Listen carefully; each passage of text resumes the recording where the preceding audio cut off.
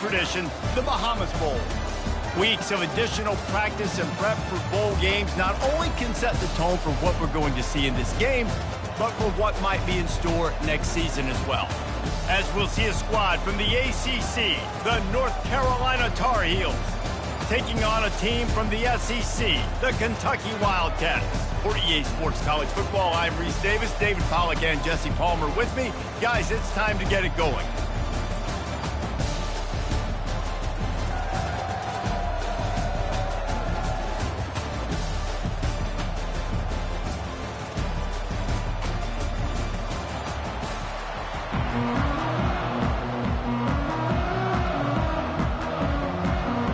Kickoff team out there ready to tee it up in this bowl game.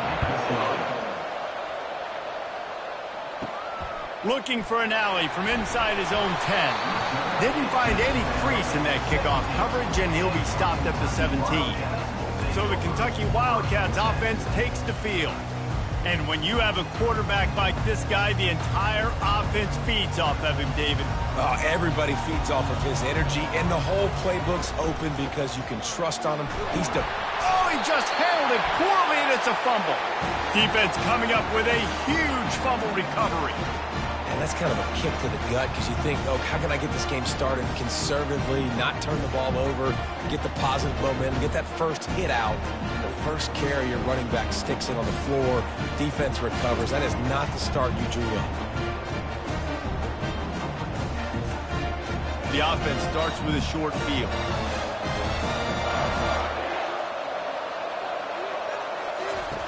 Trying to find his man on first down. He makes a grab, and he will score. Touchdown, Tar Heels. A quick strike, just as we expected. Yeah, and quick strikes are easy when you got such great field position. Obviously, when the offense starts in such a good spot, puts the defense in a bad position, and the offense takes advantage.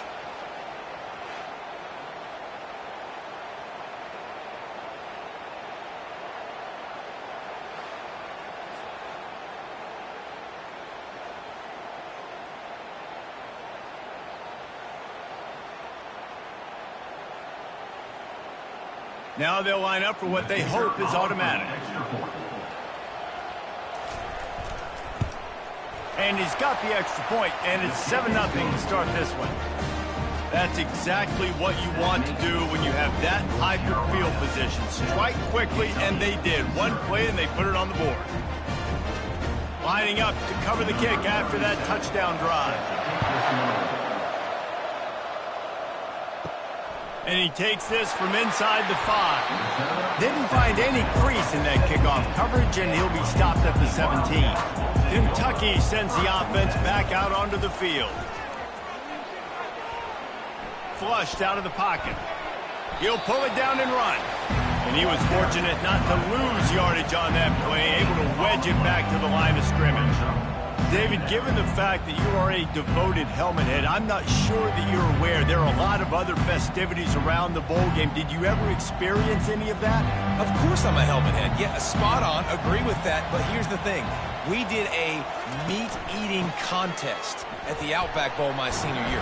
Which squad could eat more steak from Outback? It was absolutely amazing. So I experienced that in all of its glory. And as an offensive coordinator, you don't need the perfect play with this guy as your running back. He's going to make the play perfect for you because he makes everybody miss. Spin moves, hurdles, stiff arms, speed, whatever it takes to move the sticks and score touchdowns. On 3rd and short, the power run here. They'll mark him down right there, but it'll be enough for a Kentucky first down. And I just love when guys know exactly where the sticks are. You could tell ran with purpose, finished through the sticks, and got just enough for the first down. And a nice job up front too, right? Good communication. Everybody knew where they had to go, hat on a hat, work the double teams, and get some push. On the ground, it's Traynor. They bring him down, and he's going to lose a yard on that one. Don't you love energetic defenses that fly around, that make things happen? The ones that get in the backfield, the running back tries to go somewhere. Where do you want him to go? There is nowhere to go. Nice job by the defense, creating the tackle for a loss on first down. Lost one on that last one. It's 2nd and 11. On the ground with the counter.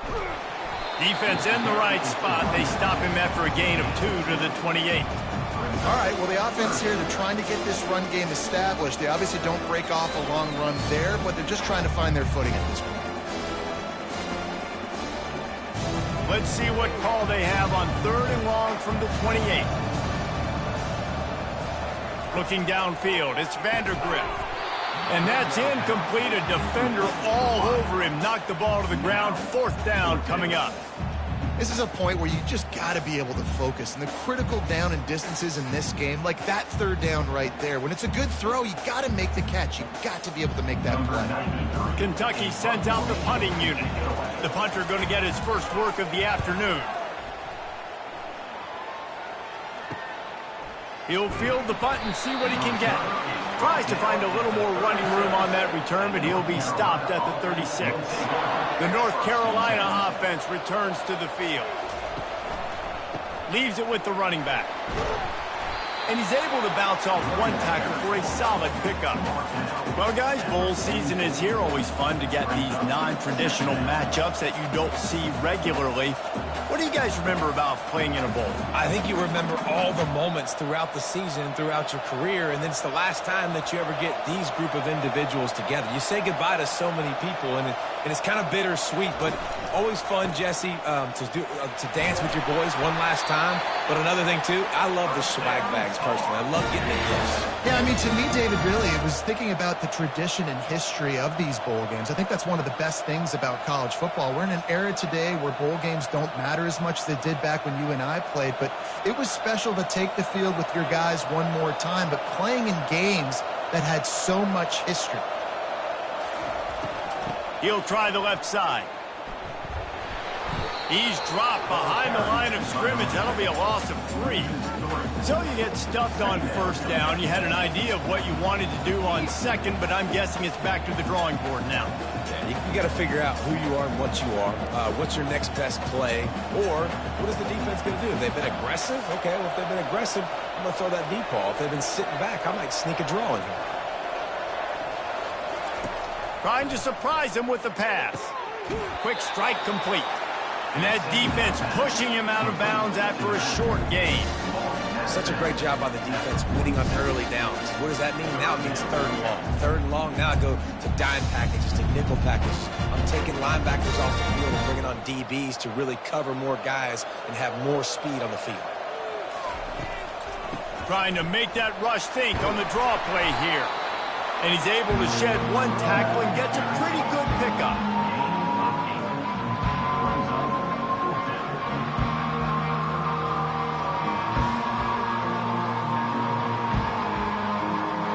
The Tar Heels will call on their punt team.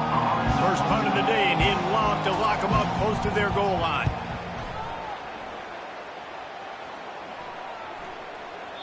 And the punt will hit at the 1, just a little too far for them to be able to down it. It'll be a touchback and come out to the 20. The give to the tailback. He's knocked down in the backfield. He'll lose a couple. And when you play defensive end, it's all about getting off the football. You can tell, gets off the football really fast, gets in the backfield, gets the running back before he knows what hit him. What a play by the defensive end.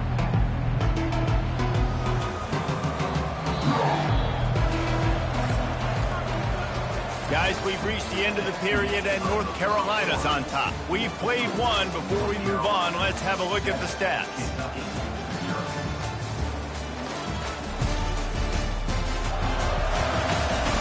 They've swapped into the field, and we're ready to go in the 2nd.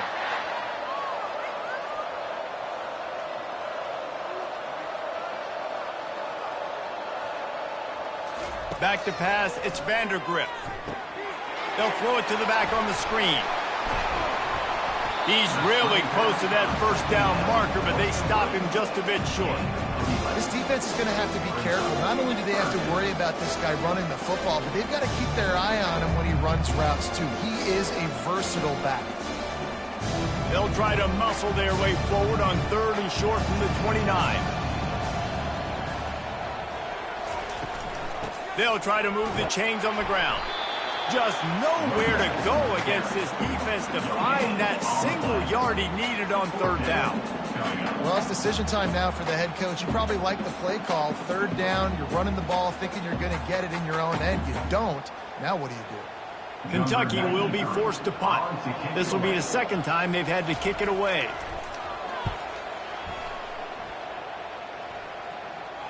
Waves the arm for the fair catch, and the catch is made close to the 30-yard line. North Carolina has it back, and the Tar Heels so pleased to send the offense back out. Steamrolls his way ahead. Pretty good job of running to get two there to the 32. Now that's what you try to do as a defense. Limit those damages when they run the football. Get them on the ground, short gains to set your defense for positive situations down the road. Picked up 2 yards on that last one. They need 8 on second down. He's looking to throw. Grabs it in the middle. He's close to the first down, but they're going to mark him just a little short. And if you had any questions about this quarterback's arm talent, now you've got your answer. Wow.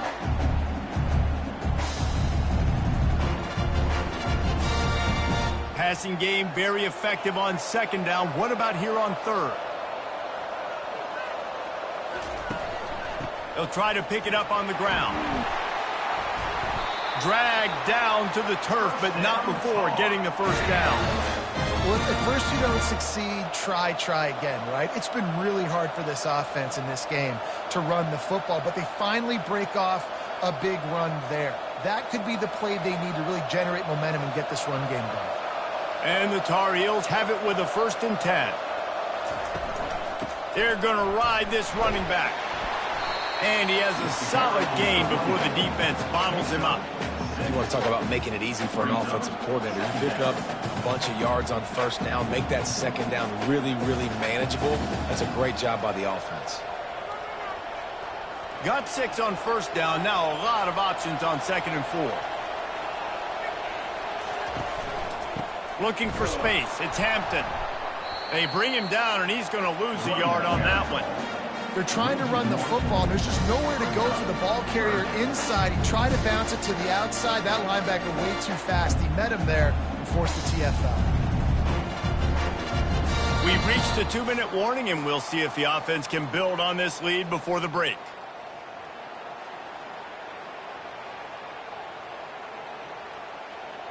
The line to gain here is the 43-yard line, and it's 3rd down.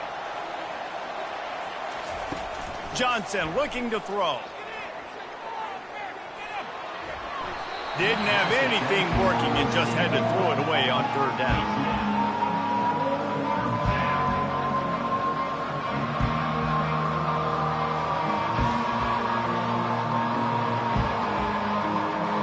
The Tar Heels will punt this one away. This will be the second time they've had to kick it away.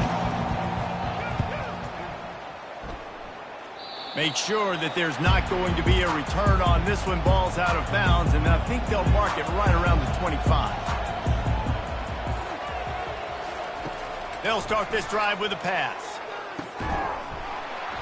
And the physical play there forces the incompletion on first down. Man, and that's a big missed opportunity for the running back. I'm trying to find ways to feature this guy and get him the football in space and not just hand it to him all the time. And I'll tell you what, I'm a lot less likely to find those plays if he can't reel in those catches. Misfired on the last play. They'll go back to the air. And the pass rush is effective, and they tackle him at the 19. Timeout called here by the defense. It's their first of the half. We make up the game plan, and not a lot on the play sheet for this. 3rd and long from inside their own 20. The running back has it. They bring him down, and he's going to lose a yard on that one. Quick timeout by the defense there, trying to make sure everyone has the same call. Offensively, you want to run that counter, right, to try to take advantage of hyperactive defenses.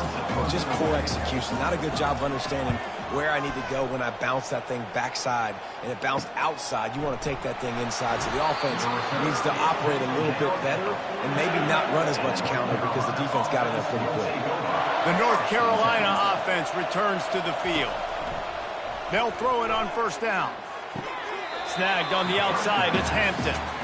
If you consider the swing pass an extension of the running game, well, they shut down the run and the swing on that one. No doubt. Locked him down. Great job seeing it right away. Eyes on the running back. And as soon as they threw it, multiple guys breaking on the football, getting to him, not letting him do any damage after the catch. Johnson wants to throw it.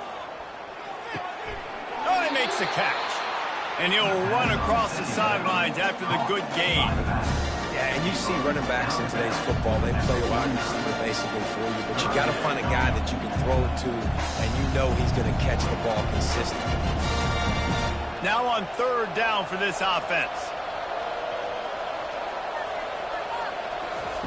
They'll try to pick up the first through the air. He makes the connection. And the Tar Heels pick up the first down. Really nice job there by the quarterback, understanding that it's zone coverage on third down. You're going to have to find someone working into a soft spot, get the ball out of your hands quickly, make an accurate throw, and pick up the first. Well done. Here comes the offense on 1st and 10 from the 47. Looking to move it through the air. With the catch, it's Hampton. They'll wrestle him down just short of the first down. I don't even think they're going to bring out the chains to measure this one. Listen, running backs are not just running backs anymore. You're going to be a wide receiver in today's football, and a great job sneaking out of the backfield, getting the football, letting them get some positive yards. Picked up some yardage with that completion, now second down. He's looking to throw. Grabbed behind the line, it's Hampton. Didn't get a whole lot of yardage before he was stopped, but using the running back in the short passing game gives him a first down.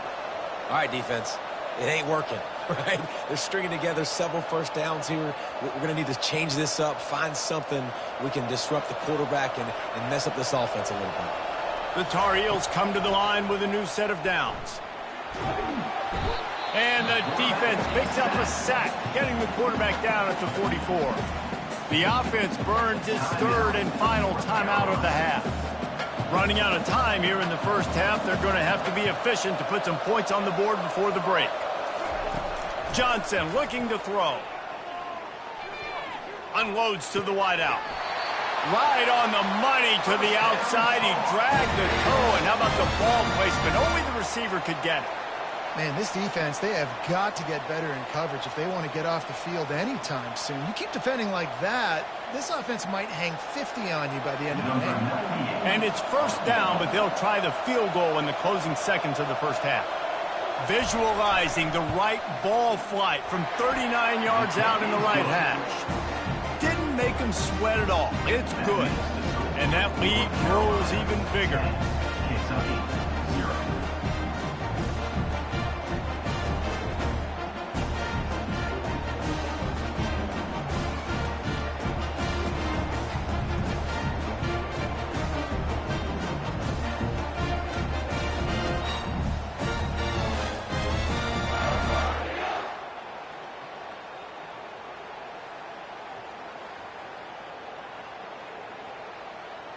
So they get the late field goal right before the half, and not much time after this kickoff for an answer. From inside his own 10, he'll try to help out their field position. He was hoping for something a little more dynamic, but they get him on the ground at the 20. A very conservative approach here, just taking the knee and heading to the locker room.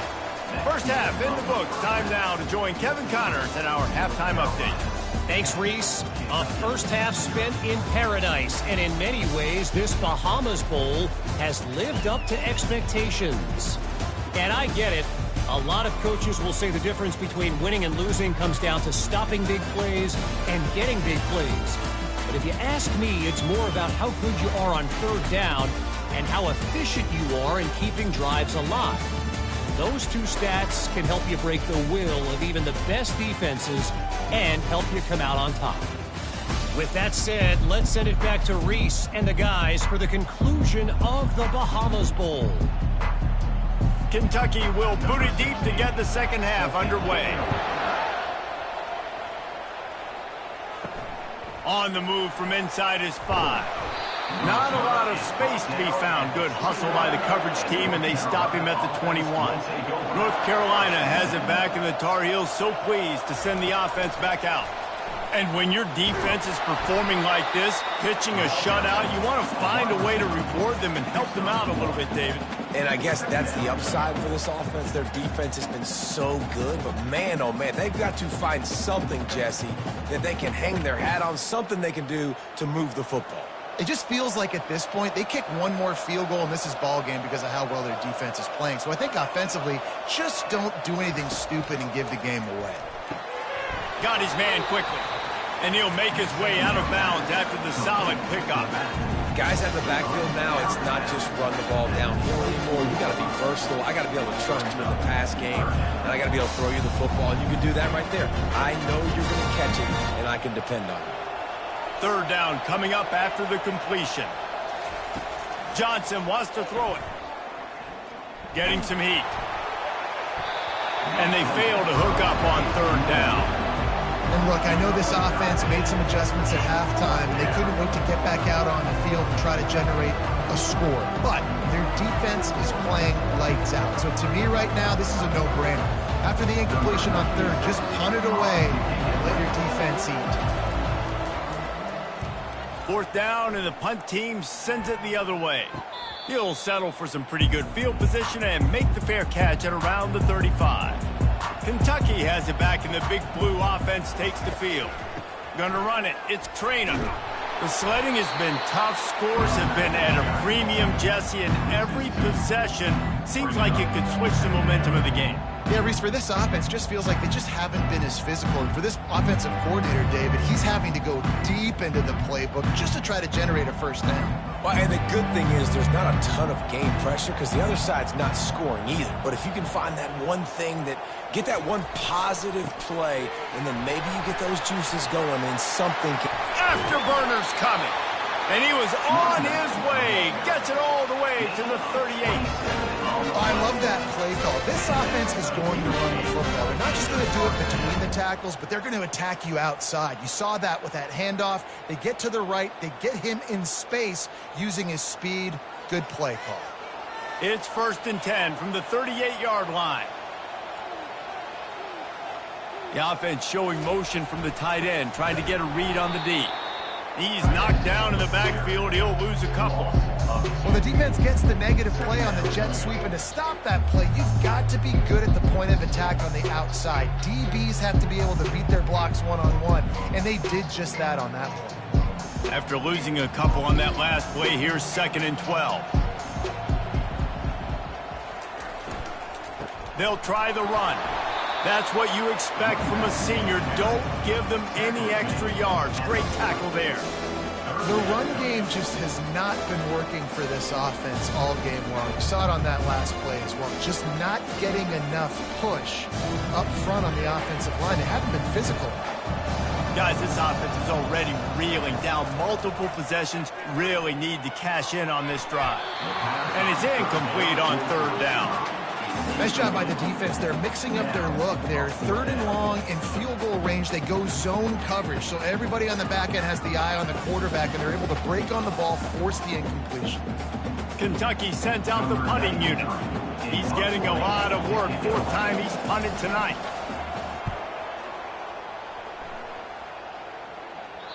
And he'd hoped to pin him deep. Instead, it will be a touchback. The North Carolina offense returns to the field. Man, oh man, these offenses just haven't been able to find any room to get things going, David. And to quote the great philosopher, Reese Davis, this is very ungood. Just nothing working for this offense, Palmer. They got to find something. Well, the plays look good against the scout team during the week in practice, but they have just not been able to find a rhythm against this defense today. That first down was rather unproductive. Let's see what they've got on 2nd down from the 16. Johnson looking to throw. It's complete. They make the stop, but not before he takes a chunk out of what they need to move the sticks. I want to get my running backs the ball in space as much as possible, and sometimes it doesn't work in the running game. But I can throw it to them. I can try to create some space out wide, dump them the football, let them make some catches, and see if I can't get some big plays out of it. Shotgun snap on third down. Receiver looks it in. It's complete. He's brought down, but there's a flag on the play. Let's see if it stands.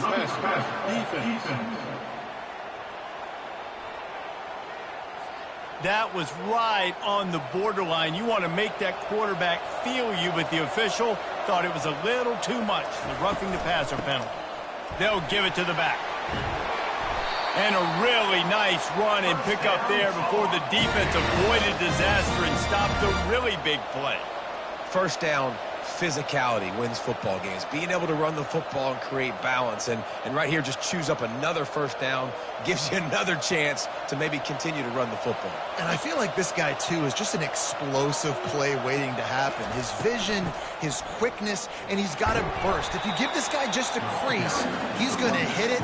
And right now, he's doing some damage on this defense. And if I'm the running back, I'm going to be like, listen, O-line, can you give me something? Can you give me some space to try to make somebody miss and not have another guy right next to me? I'm giving the offensive line an earful. I need some holes, need some space up front. They got to do a better job. They think there's room to run to the right here. And that's a live ball. And the defense grabs it, and they're taking it the other way.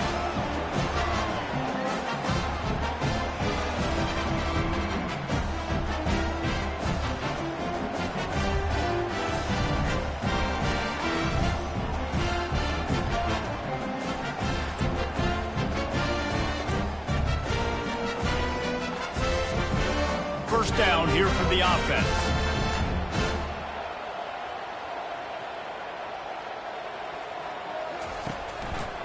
He'll pull it on the read. Finding a way to put that foot in the ground and get it up to the 37-yard line. Guys, we've reached the end of the period, and North Carolina's on top. They've built a cushion. They've got a nice lead. Now the task is finish the deal as you take a look at the third quarter stats. Not only is the scoreboard on their side, but so too is time as we open the fourth. Looking for a man. It's Vandergriff. Didn't have much of a choice there, but to get rid of it. And that was good defense again, and unfortunately we've been saying that all game long. Really, really good defense, or, listen, you can spin on the other side. This offense has really been bad. Couldn't find his man last time, and that leaves them with a 3rd and 6. From the gun, wants to pass. Got his man in the middle. And oh, he was off to the races after the catch, and they finally drag him down. Well, down 2 possessions. Good news is you get the completion. Bad news, though, did not get out of bounds. You know right now, saving the clock. That is at a premium for this offense. Here comes Kentucky after picking up that first down. He's looking to throw it. Got him downfield. Slippery slide, find his way and ran away from the crowd into the end zone. Touchdown, Wildcats. Before that score, considering last rites, now all of a sudden, they're not dead yet. In fact, they're feeling much better, and they're alive, and they've got a chance. And I'm looking on the field right now, I'm looking at their sideline. They're energized, Reese. After that last score, all of a sudden, they believe they can come back and win this game. This is a totally different-looking team than what we saw earlier. Lining up for the PAT.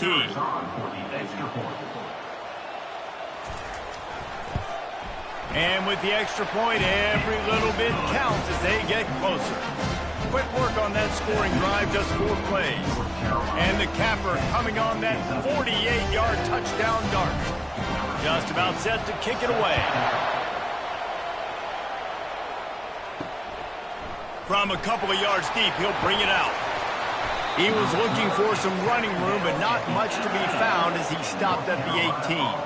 North Carolina has it back, and the Tar Heels so pleased to send the offense back out. And in a low-scoring game like this one, David, every possession is magnified. And I think more than anything, it just gets frustrating. And you got to put that behind you. You got to see what this defense has been doing to be so successful. caller now use it against him. Yeah, David, I think for a play caller, this is tough, right? It's like you have to have the perfect play on just to get a first down. In these types of games, I think you're just trying to get guys out in space, see if a dude can break a tackle. Maybe that generates an explosive play, and it breaks this trend. Johnson wants to throw it, trying to get to him.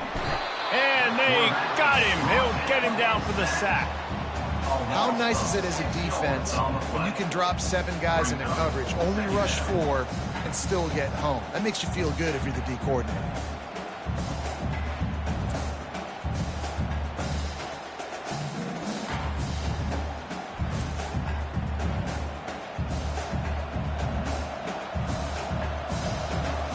Clock continues to run, and they'll be happy to wind it all the way down before they snap it.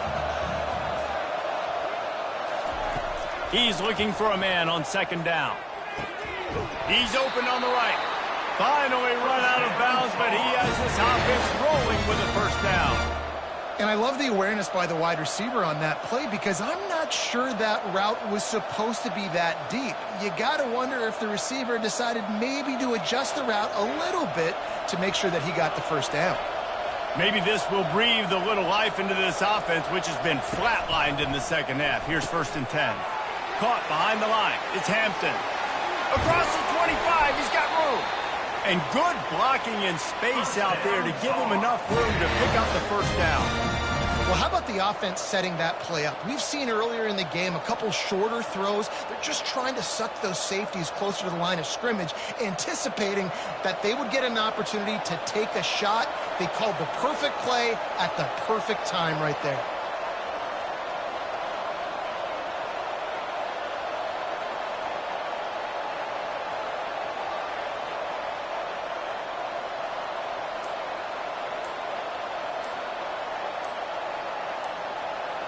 They move the tight end all over. An unforced error there. They don't get the snap off in time. Delay of game. Offense. The delay of game pushes the offense back. First down for this offense. Johnson looking to throw. Fires to the wideout. And that incomplete pass caused by the big hit on first down. Second down coming. Love the physicality of this secondary on defense. That defender got to the football, was able to separate the receiver from the ball, and did it legally. Beautiful job. And after the incompletion on first down, this offense looking at second down. Pre-snap motion in the backfield. They're going to throw it again. Caught in the backfield, it's Hampton. And good coverage by the defense, just a short gain. Again, this is a running back that can hurt you running it between the tackles. He's dangerous out in space. They like to throw it to him out on the perimeter as he picks up a couple of yards there. We've reached the 2-minute warning in this offense, trying to milk this clock and keep time on their side.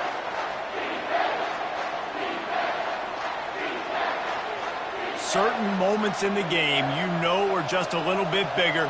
Here's one of them. Big play coming on 3rd and long. They'll keep it on the ground, trying to milk the clock. He's dropped behind the line of scrimmage. That'll be a loss of 3. Quick timeout call by the defense, stopping the clock to save as much time as possible for their offense. So on 4th down, here comes the field goal kicker in a huge spot. Never a doubt.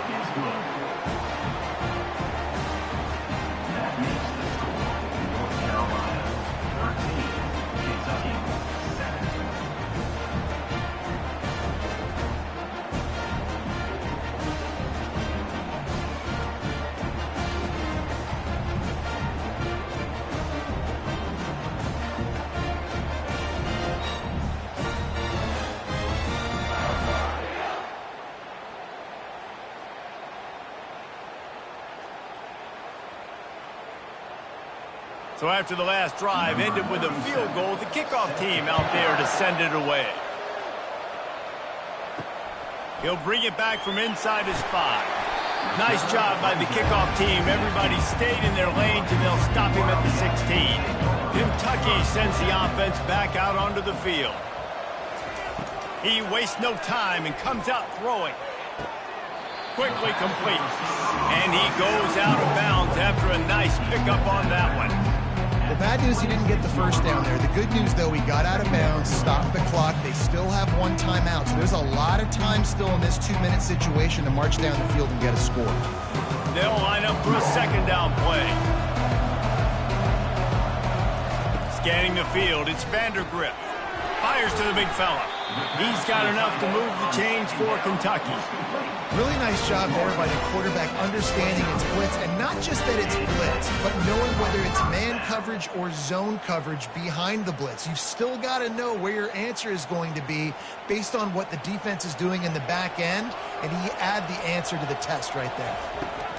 Looking to go up top on first down. And it's incomplete. If you're going to take a hit like that, you might as well hang on to the ball. Passing situation, what do I want to do? I want to bring more guys that can cover guys on the outside. Nice job by this defense, running the dime package, more DBs on the field to match up with all these speedy wide receivers. After the misfire, it's second down. He's looking to throw. Catch in the middle, it's Brown. I think in this situation, 2 minutes, trailing late, I think you got to be throwing to the sticks every time. I don't know if these short completions are going to get it done. You're just not going to have enough time to get down the field. So from a play calling standpoint, you want to think about being a little bit more aggressive. Sprinting to the line to try to get this one off. Clock's running. From the gun, he'll try to throw for it on third down. Blasted as he lets it go. He took a hit as he threw it and couldn't deliver the football. It's incomplete and fourth down's coming. Well, I know it hasn't been a tremendous day statistically for this quarterback, but his decision-making has been good enough to win this game. Hasn't thrown a lot of TDs so far, but when things aren't open, he throws it away like on that play right there. He's not putting his team in a bad spot, and that's why they still have a shot to walk out of here with a double. Fires into traffic, picked off. Didn't let him get loose on the return, but he'll take it as they have the ball at the 47. And that is a back-breaker. It's fourth down, though. Listen, you got to throw the football. You got to try to make a play, but the defense came up big in a big moment.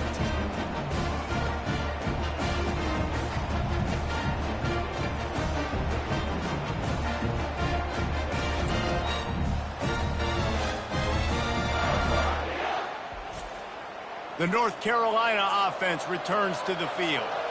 So that defense keeps the lead right where it is and a chance to build on it, David. Yeah, the defense did a great job. Now, the offense, you know what you're going to get from this defense. They have to be aggressive. They're trying to get the football back later in the game, Jesse. Because they're going to be so aggressive too, David, you know on offense now you have a chance to break one maybe. In the run game or finding a one-on-one matchup in the passing game to really pad the lead. He'll try it again.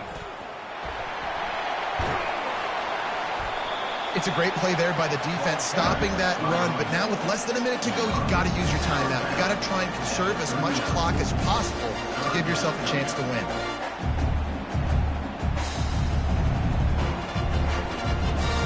Will they keep it on the ground again here on third down? They'll try to run for it. He's dropped behind the line of scrimmage. That'll be a loss of 3. Defense uses a timeout quickly, trying to get that ball back and preserve time for their offense. And the Tar Heels decide to punt it away. Fourth time tonight we've seen this guy come on to punt. Excellent job on the punt. Bounces out of bounds at the 5, and they'll have 95 yards to go in front of them. He's going to pass. Looking to the big tight end. It's caught. That is exactly what you're looking for when you talk explosive plays. The defense finally able to make the stop.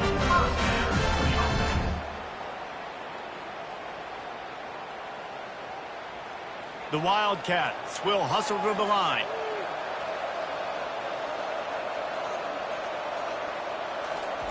To the line quickly. They'll spike it to save some time. It's now second down.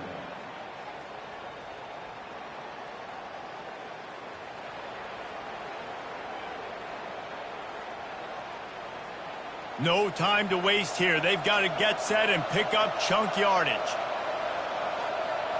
Looking to throw, it's Vandergrift. He's going up top here late in the game. Got it inside the 10. Touchdown, Kentucky. Hauled it in and just kept right on running to the hallelujah land. Man, how about the execution by this offense? Taking almost all of the clock, tying this football game, and now get that kicker loose. No pressure at all. Go kick that thing through the uprights, and you get the big W.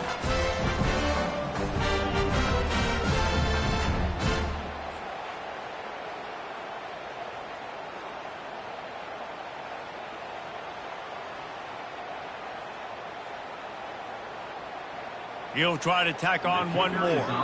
They'll use the timeout. 6 seconds left on the clock. Getting set for the point after.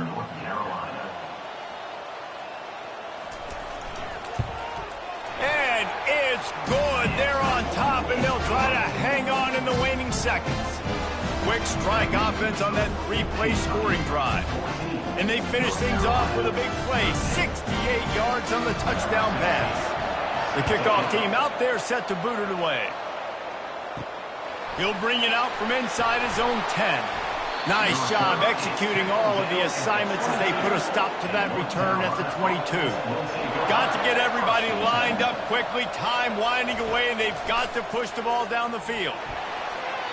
Ball falls to the turf. The final pass is incomplete, and that's going to do it for this one.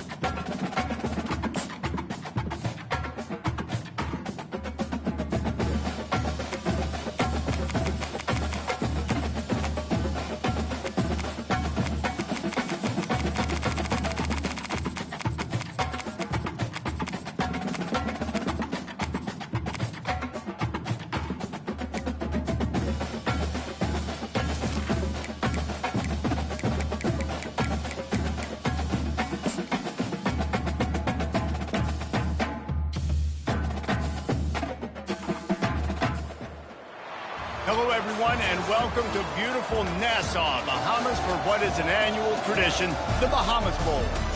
There's nothing quite like wrapping up a regular season with a bowl victory. It just leaves a good taste in your mouth going into the offseason. As we'll see a team from the Pac-12, the Oregon State Beavers, taking on a team from the AAC, the Memphis Tigers. For EA Sports College Football, I'm Reese Davis, joined here in the booth by David Pollack and Jesse Palmer. And guys, let's get this thing started.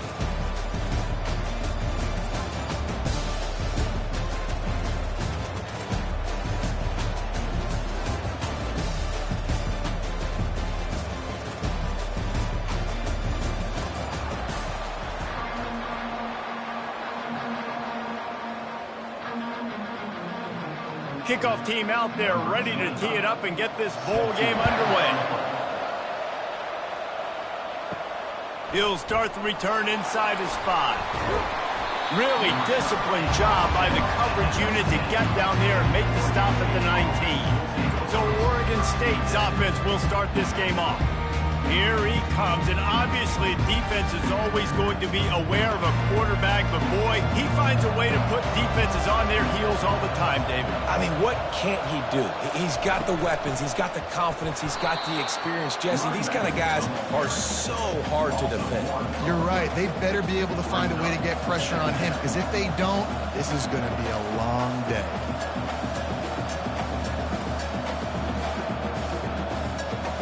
Didn't get much done on that first play of the drive. It's 2nd and 11.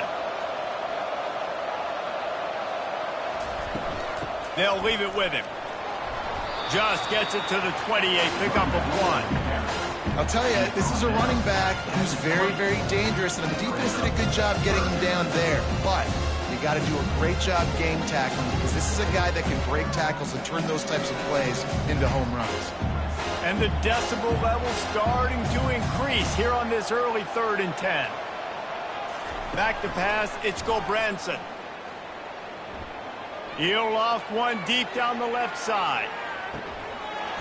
Oh, right through his hands. They came out attacking, wanted to impose their will, and they missed a big chance on that one. Yeah, and because of the pressure, the defense gets pressure on him immediately so quickly that he makes a bad decision, tries to throw it into double coverage. Really nice job pressuring the quarterback up front. The Beavers will line up to punt it away. A quick 3 and out, and they're already giving up the ball. This is a spot you see many returners try to take a chance, but not this time. The fair catch just inside the 40. The Tigers offense taking the field. First chance we have to see them today. As we take a look at our impact players for this one, what are you looking for, Jesse, for a guy to make an impact? Well, these are simply put the leaders of this football team, and generally games go how these guys play. If they make... He's going to take a shot right away. And the DB making a huge play, knocking it away downfield. I get it that the game is the primary thing about going to a bowl, but there's so many festivities surrounding it, Jesse. What do you remember about something you experienced? There was a lot of pageantry when I think back to the bowl games I played in, and you have functions, you get to visit a brand new city, generally in warm weather, you get to meet the other team. There's some friendly competition. The biggest thing that stands out to me, though, was a street brawl against the Miami Hurricanes. Bourbon Street getting ready for the Sugar Bowl, about 120 deep. Hard to forget that. This defense will try to force a 4th down on 3rd and short from the 45. From the gun, wants to pass. Caught over the middle. It's straight. He's got enough to move the chains, and they'll spot it at the 47. He knew the heat was coming. He had to get rid of it in a hurry, and he did so beautifully. Perfectly. I don't need a big gain. I don't need to hold on to this football, because the longer I hold on to it with the blitz coming, the worse things are going to happen. I just need a few yards for the first down, get it out of my hand, get the first down. Comes out throwing on 1st down. Caught in the backfield, it's Anderson. And he'll step across the sidelines after making a good gain on that one. One of the things you love about this running back is not only can he run between the tackles, but he's also a weapon in this offense, catching the football. Trying to get a rhythm in the passing game, now on 2nd down. To the air, it's Hennigan. Fires the pass, intercepted. Trying to take it back. At the 30. He's at the 10. Touchdown, Oregon State. What a great play by the defense, and paying it off with the interception return. That's one of those plays you put a highlighter beside. It can really swing a game. 100%. There's a couple plays a game where you go back and you look, you're like, man, that changed the whole outcome. What an unbelievable play by the defense, not just to get the turnover, to score the points off.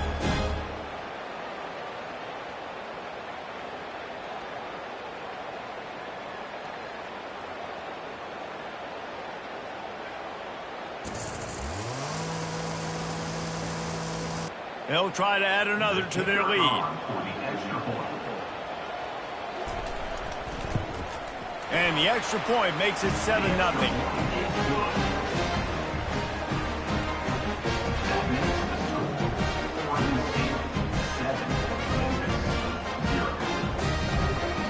They'll kick it off and send that defense right back out there to try to score again after the pick 6. On the run from inside his own 5. Didn't find any crease in that kickoff coverage, and he'll be stopped at the 17. Here comes that Memphis offense back onto the field. That last pick 6 after a drive like that, David, can swing the momentum of a game. The defense is still celebrating. I mean, such a big play. I mean, they gave up some yards but did what they're supposed to do. Now, Jesse, this offense has to put a drive together. Yeah, they have to recapture some momentum here. What they can't do is go 3 and out and give the ball right back. Win with the running game on 1st down, now back at it. Out of the gun to give to the back. The Tigers get enough for the first down. All right, guys, that's not a home run type play, but he did enough there to keep the chains moving.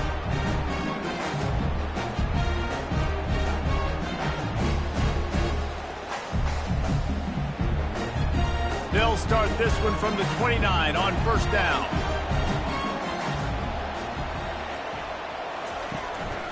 They'll ride the hot hand. And this one will be stopped for no gain. Well, they're trying to run the football there, just nowhere to go. They got dominated up front at the point of attack.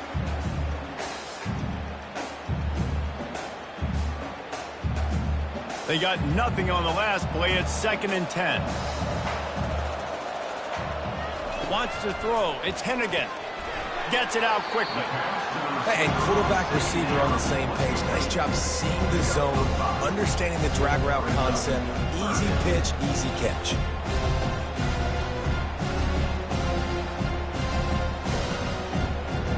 These are the types of plays where offenses impose their will. 3rd and short from the 45. From the gun, wants to pass.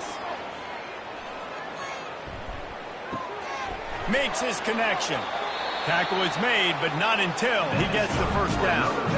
And it's tough on the defense there. 3rd down, you're in zone coverage. Everybody's watching the quarterback, and you're trying to make a break on the ball, but he just got it out of his hands too quickly, and the throw was too accurate. Really nothing you could do there.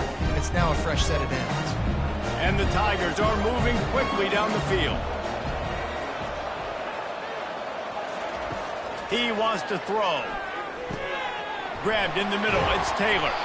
There to make the tackle, but the big throw is good enough to give them a first down.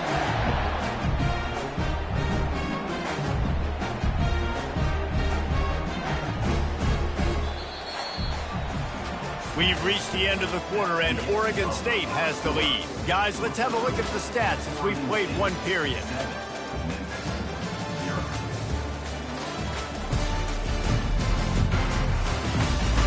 They are lined up and ready to go and get things started here in the second.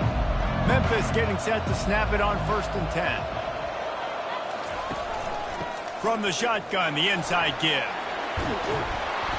And I think they'll give him 2 on that one. 2nd and 8 coming up.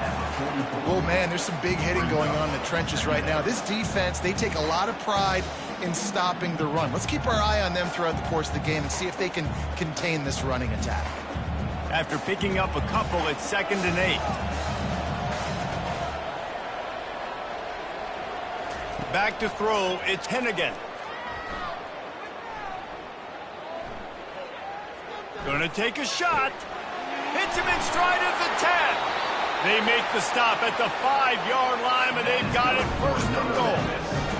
Defense is a lot about communication. Multiple wide receivers on the same side. I got to understand if this guy's going in, this guy's coming out. Not a good job by the defense with communication there. After that pick 6 on the opening drive, good show of focus here to get back in scoring position. He'll do it himself. He's dropped behind the line of scrimmage. That'll be a loss of 3. Well, they were trying to set up the option, but the quarterback had no chance. Did you see the defensive tackle penetrate? What a great first step. He shot right through the offensive line and got the TFL. Defense rose up deep in its own end on that last play. Now a 2nd and long coming. The run up the middle here, looking for a path to the end zone. He works his way all the way down to the 3, and the defense is reeling. And with the stuff there, Jesse, on 2nd down, this little 3rd to mid-range, you got 2 downs. What are you thinking here? Maybe getting your quarterback out on the perimeter and giving him a run-pass option. See if you can get the defense in a bind. 3rd and goal, and they'll try to pass it in. And this sophomore able to wreak some havoc and get the sack.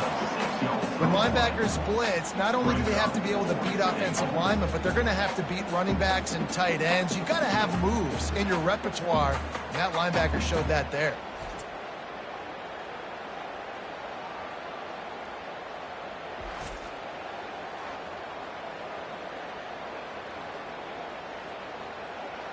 And they'll have to settle for a field goal try. Between the uprights, it's good.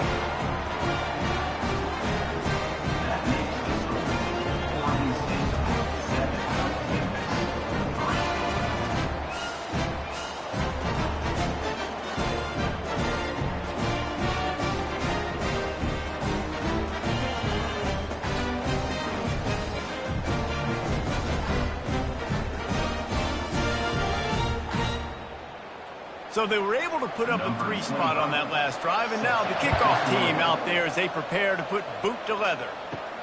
Here he comes from inside his own 5.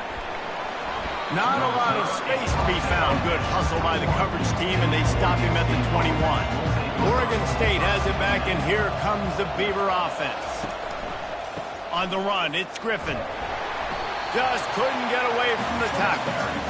How about the defender being a heat-seeking missile? He was on radar lock. He found the football and flew down with some bad intentions.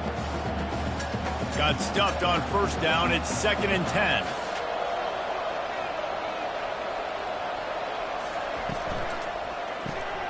Caught in the backfield. It's Terry. And a good job of coverage by that defense. Just a short pickup. Well, this tight end, he's got size, he's got some athleticism. He's very difficult to cover one-on-one. Defense is going to have their hands full with him today. It's the 2-minute warning, and we'll see if the offense can tack a little something extra on their lead before the break. They come to the line facing 3rd and long from the 25. To the air, it's Gulbranson. Throws to the wideout. He's got it. He's off to the races. At the 20. Touchdown, Beavers! That is the ultimate grab and go for the score. Speed kills this offense. They've got multiple guys that can burn you. You can see it doesn't take them long to light up the scoreboard.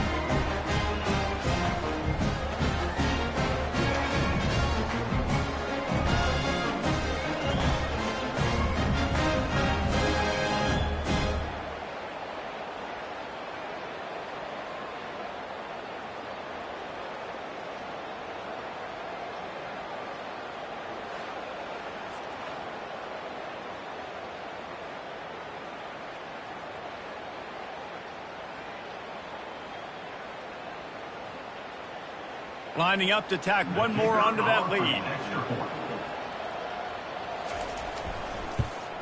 And the extra point is good, and they have an 11-point lead. Quick strike offense on that 3-play scoring drive. And they finish with a huge play in the passing game, covering 75 yards to house. Set to kick this one away. And he takes this from inside the 5. He was hoping for something a little more dynamic, but they get him on the ground at the 20. Memphis has the ball back and the offense ready to go to work. Running out of time here in the first half, and they do have a chance to make this a one-possession game. And so you got to locate your best players and get them the football on this drive. You're down in the game. There's obviously a lot of football left, David, but on this drive, in this 2-minute situation, best players got to touch the ball. And this could get into pressing mode, right? Like you go into the half down a couple of scores, it starts to, the pressure really mounts. Good opportunity to take some of that pressure off, get some momentum, energize this squad going into halftime. Pulls it in. And he's brought down at the 40-yard line, and that'll be a first down. Nice job by the quarterback and receiver working the curl route. Receiver got his depth, and he fought back to the football, helping make that completion a whole lot easier. Offense rushing to the line of scrimmage. Clock is stopped for the first down. They'll try to get it off quickly.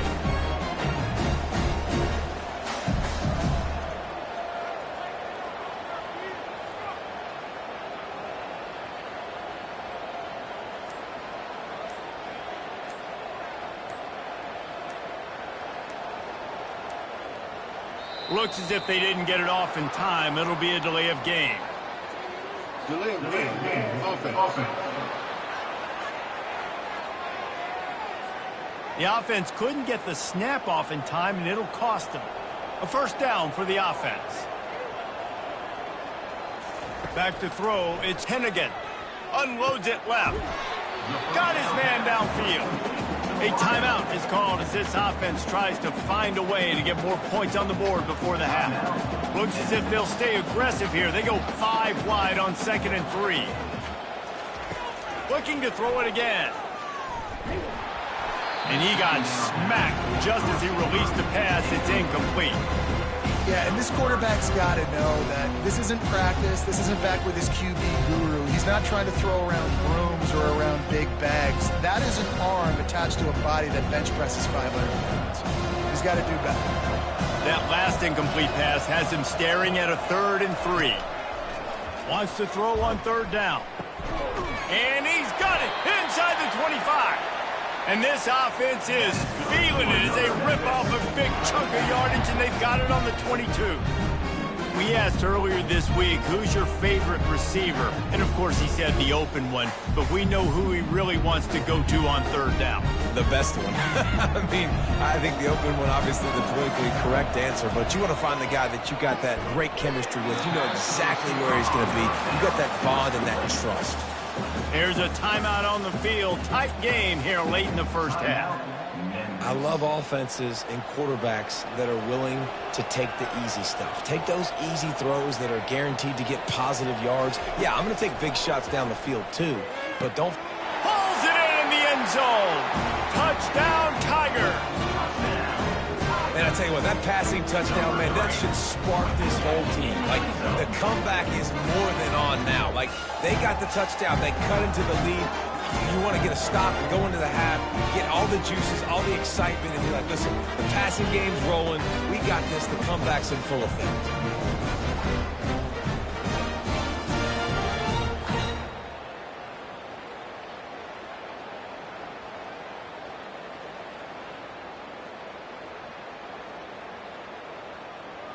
PAT unit on the field.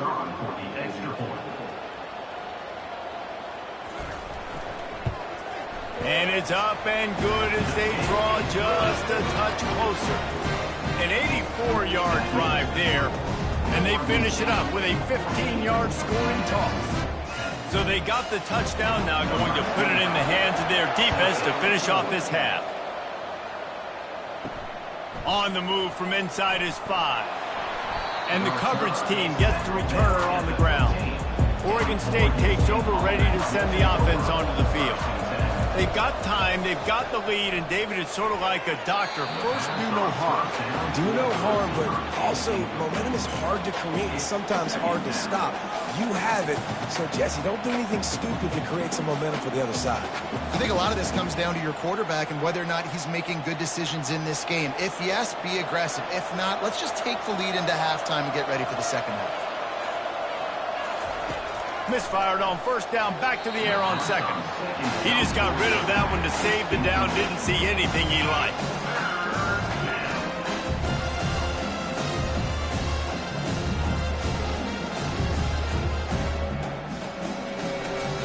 Now on 3rd and 10, if they can move the chains here, maybe they can get this drive started. On the ground, it's Griffin. And he's not going to get there. The defense stands tall and makes the stop. Referee signals timeout. It's the defense wanting to make sure that they have everything just right with a big play coming. The Beavers will try to pin them back with the punt. This will be the second time they've had to kick it away. Makes a move. Excellent coverage that time. Didn't give him any room to set up a big return. Here comes that Memphis offense back onto the field.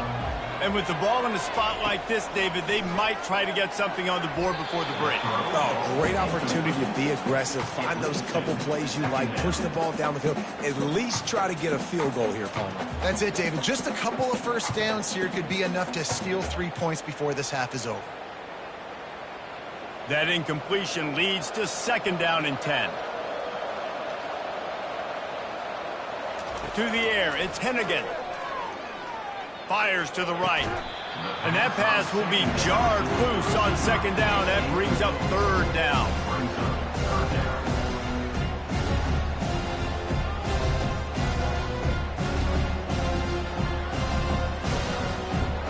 Just a few seconds remaining here as they try to put something up before halftime.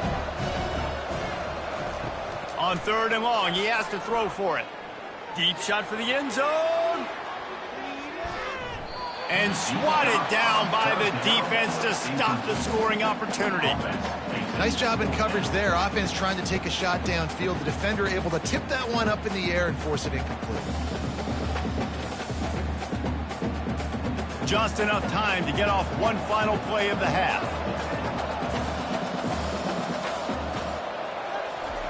On 4th down, they'll throw for it. Going back to the well, another deep ball. Incomplete. They took a shot to wrap up the half and came up empty.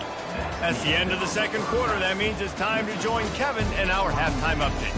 Thanks, Reese. A first half spent in paradise, and in many ways, this Bahamas Bowl has lived up to expectations. And there is no better place to start this halftime than by reviewing how this wideout has been a one-man wrecking crew. The kid's been everywhere, and I love how he's willing to go across the middle, but that he also has the jets to burn these DBs on the deep ball. If this defense wants to actually come back in this one, they better hide his cleats. With that said, let's send it back to Reese and the guys for the conclusion of the Bahamas Bowl. And the Beavers will kick it away first, and we'll start the second half. He'll bring it back from inside his 5. Didn't find any crease in that kickoff coverage, and he'll be stopped at the 17. Memphis has the ball back, and the offense ready to go to work. And they're trailing on the scoreboard right now, but they are very much in the mix to finish this season with a bowl win. Yeah, and I think you look at bowl games, sometimes there's a little bit of rust in the first half. That's what you talk about at halftime. Now, we get the ball, we're down. Let's go make a statement to start this second half. We're here, we're ready, we're going to do some damage. And here's the thing. They're in this bowl game because they're explosive on defense. It takes only one play. There's still lots of football left to be played. If they get this confidence going, they get into a rhythm, watch out. And there's so much for a quarterback to think about. Stick it out of the belly. Do I pull it? Now when I pull it, I got to get my feet set, make an accurate throw to the right guy. So a lot of things going on, and I think that you saw that led to a little bit of inaccuracy. This offense has a second down play. Pre-snap motion quarterback trying to get a read. Fires to the tight end. And the defense had that one well covered, just a short gain there. A nice job by the defense there tackling the catch and smothering the tight end. They know this offense is going to try to find him in the passing game in a lot of different situations. That time, perfect coverage, and nice job bringing the big guy down. Not easy to do. They're facing a third down. Now they'll run the draw.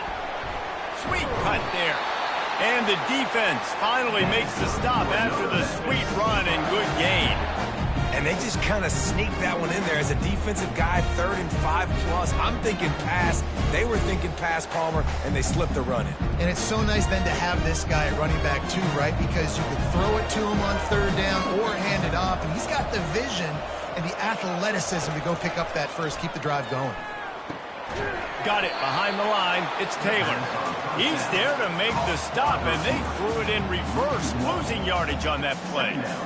They get suffocated right away. How about the DB? Just seeing that initially, pulling the trigger, getting to him, get him on the ground, get the tackle for a loss. And here comes the offense on second down.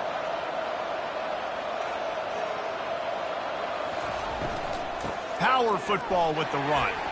Nice move to pick up yardage. And the defense wrestles him to the ground.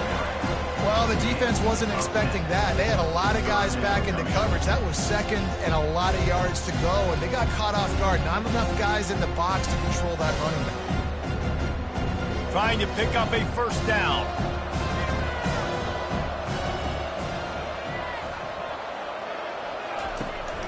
On 3rd and short, they'll ride the running back here.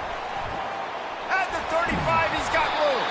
Just carving up this defense and getting it down to the 24. Yeah, 3rd and 1, you know they're running the football. It's just a matter of who's getting it and where they're going. But this offense, it really didn't matter. Nice job up front, nice execution. Picking up not only the one, making it an even bigger play and getting the first down. Memphis wants to move quickly.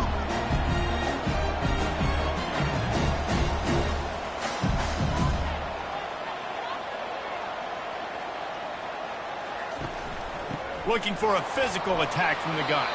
And he moved it slightly forward. Defense played it well. And a lot of times you want those big plays. You want those splash plays. But sometimes you're going to take some losses. You're not going to run the football overly well. But if you continue to run it, you can at least create some balance. You at least have the threat of it. Otherwise, you're just going to abandon it, and now it's just going to be a passing game. Smith takes the handoff. And the defense holds firm. No pickup at all on that play. Looks as if we have an injury on that last play, and we'll take a break to check him out. They've got it right on the edge of the red zone, but they face a 3rd and long. They try to pop a run on the draw. What a good run there. He has enough for the first down. You're down. Obviously, at the half, you had a conversation. We got to come out and put points on the board. And, Jesse, it looks like they're going to start with the ground game. And I love this, David, too. Regardless of whether they're losing or they're winning, come out here and try to be the most physical unit here in the second half. Get this run game established. They'll use the running game on 1st and goal. Forges ahead for 1 to the 8-yard line. Brings up 2nd and goal.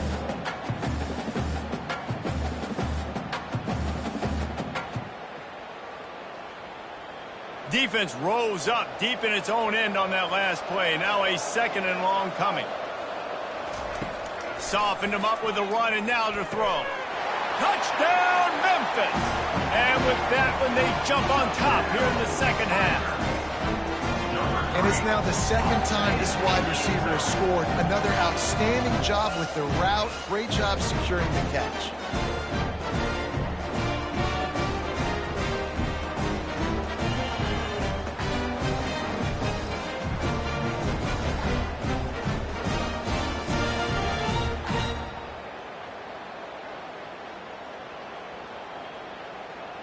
They'll try to add another to their lead. For the extra point.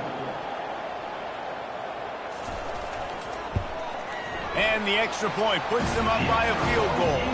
They put it in the end zone with a 12-play scoring drive. And they finish things off with an 8-yard toss for the score. About to kick it off after punching it in for the touchdown. Set to kick it off. And here's the return. And the returner goes down. Oregon State has it back, and here comes the Beaver offense. Last time, David, it was 1-2-3 kick. The last drive, that 3 and out, sometimes that puts your defense in a bad spot, and you got to get a drive together here so you don't wear the defense out. I just think, David, too predictable, that last drive. They got to do something here to get this defense on their heels. It's really frustrating when you get a guy in a spot. He's in the hole. He's there to do his job, and you can't get the guy on the ground. That's your job. Get him on the ground. You know, especially a guy that's not a huge back, you got to make that tackle. You can't make it easy on the offense when now they got a manageable situation. Snagged in the middle. It's Terry. And they make the tackle, but he has plenty for the first down. And this junior quarterback shows you why the scouts love that big arm of his.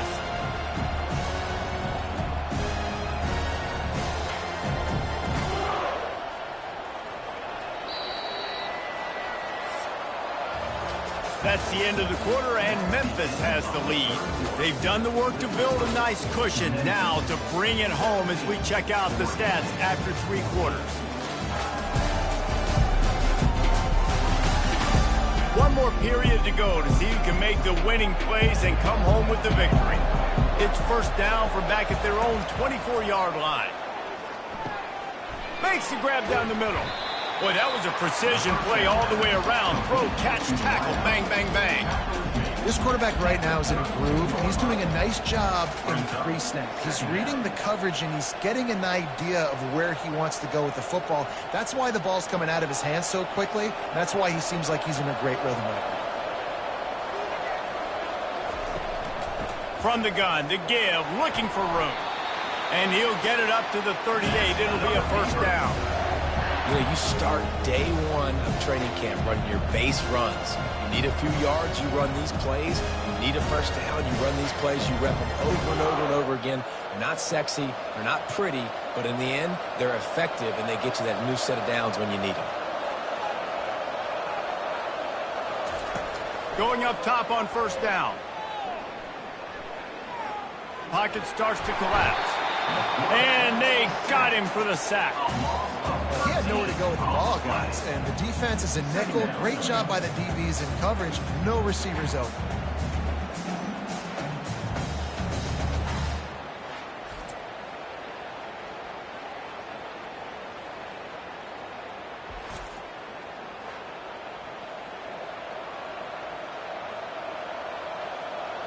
They'll snap it from the 25 here on 2nd and long.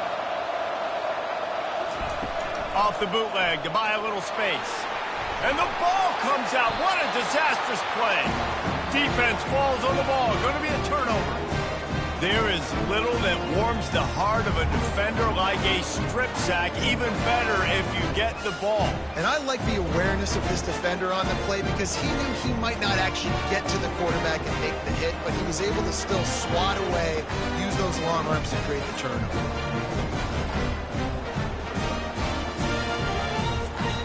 Here comes that Memphis offense back onto the field. There wasn't much need to throw it around on that last drive for the touchdown, Jesse. They got it done running the ball. And David, I don't think you have to overthink this thing. If they can't stop you running it, why would you stop handing it off? Just keep at it here on this drive. Well, and if I'm the defense, I'm making some changes. I'm bringing in more big bodies. I'm playing more aggressive towards the line of scrimmage. I am not going to let them have that kind of drive again. Time is on their side, and they're going to wind that play clock all the way down.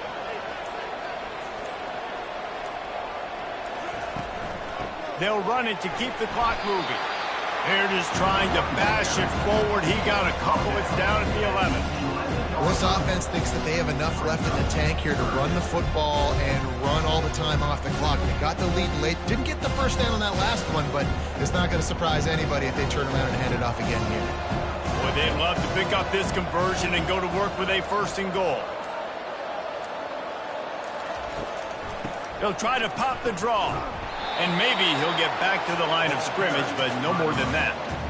Keep the foot on the pedal if you're on offense here. You got that yardage. Yeah, you didn't get the first down, but you've set yourself up now to go for it here and keep this drive alive. We have arrived at the 2-minute warning, a one-possession game as this offense tries to hold on.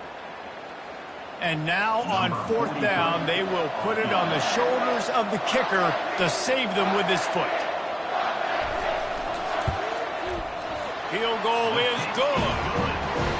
Give the defense a ton of credit in this sudden change situation. Their offense just coughed it up. And this defense comes out, they go 3 and out and force a field goal. That's a win if you're on defense.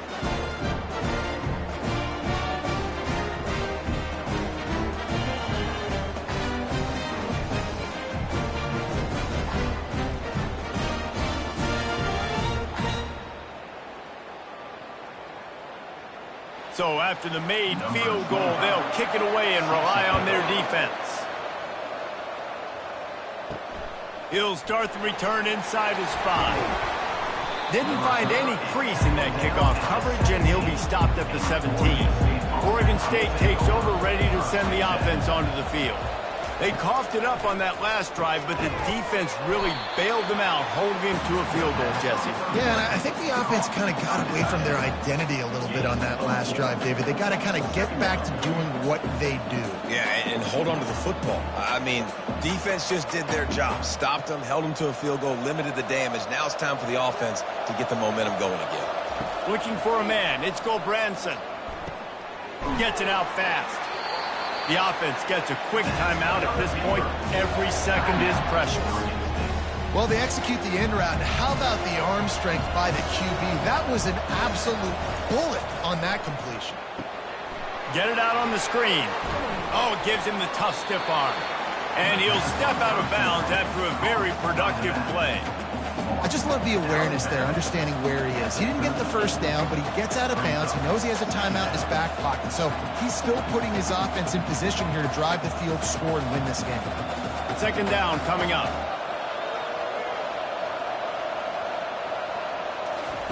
He's looking to throw. Got his man down the middle. And he was just a couple of steps away from taking that one even further after the catch. Defense just didn't have an answer there on the slant throw. Once the completion was made, they just couldn't get to the ball carrier and get him down on the ground. Now they've got to hustle to the line and get set.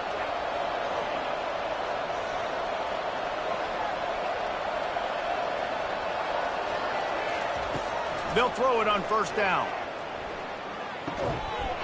And this will be incomplete. A big hit there forces 2nd down. big tight end tries to make a catch, and you can tell he extends for the ball, but great job by the defender getting in there, making the hit, dislodging the football out at the same time as he's going to catch it, and the big tight end couldn't hold on to it. Here comes the offense on second down. He's looking to throw. Finds a man on the left. Quick timeout call by the offense after the play, trying to preserve every minute possible. The Beavers will snap it on 1st and 10. Looking to move it through the air. Quarterback just flat missed it. Incomplete. Complete on the quick throw. It's now 2nd down.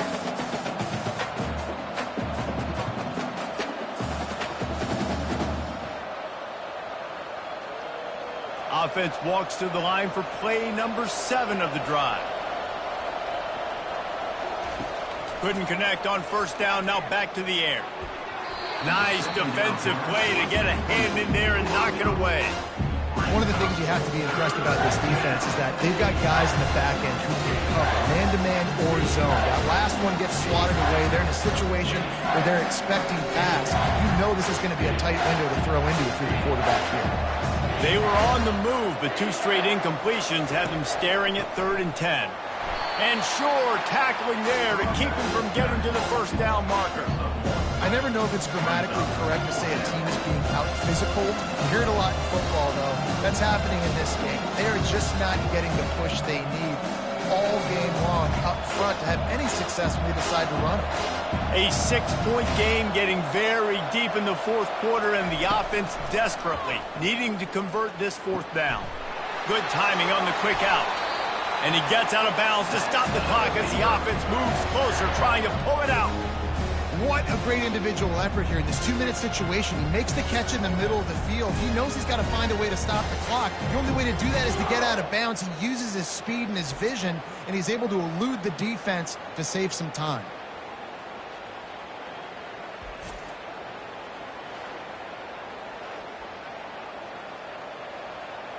And now, 4th quarter, 4-down territory almost certainly as they get ready to try to grab the lead. That one will be incomplete, and we are down to 10 seconds to go.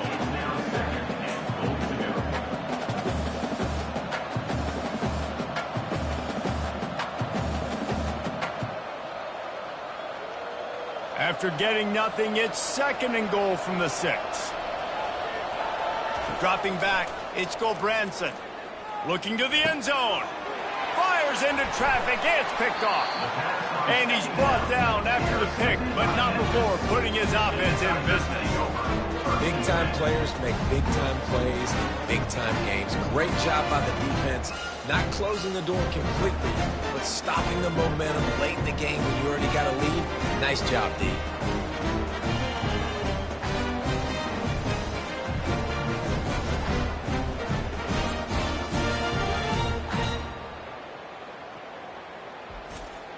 Running out the clock, a mere formality between them and a victory as we have victory formation coming. And the quarterback's just going to take a knee.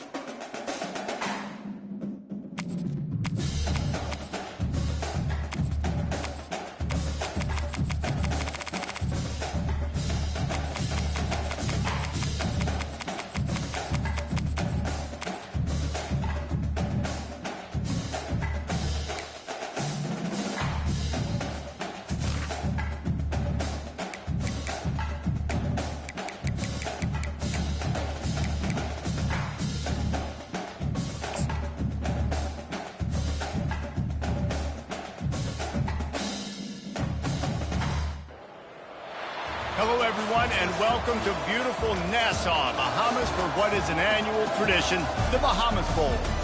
While this game caps off the regular season, how that season is remembered will be impacted greatly by what happens in this game. As we'll see a squad from the Mountain West, the Boise State Broncos, taking on the 21st ranked team in the land, the Kansas Jayhawks. For EA Sports College Football, Reese Davis with you alongside David Pollack and Jesse Palmer. And guys, can't wait to get this one started.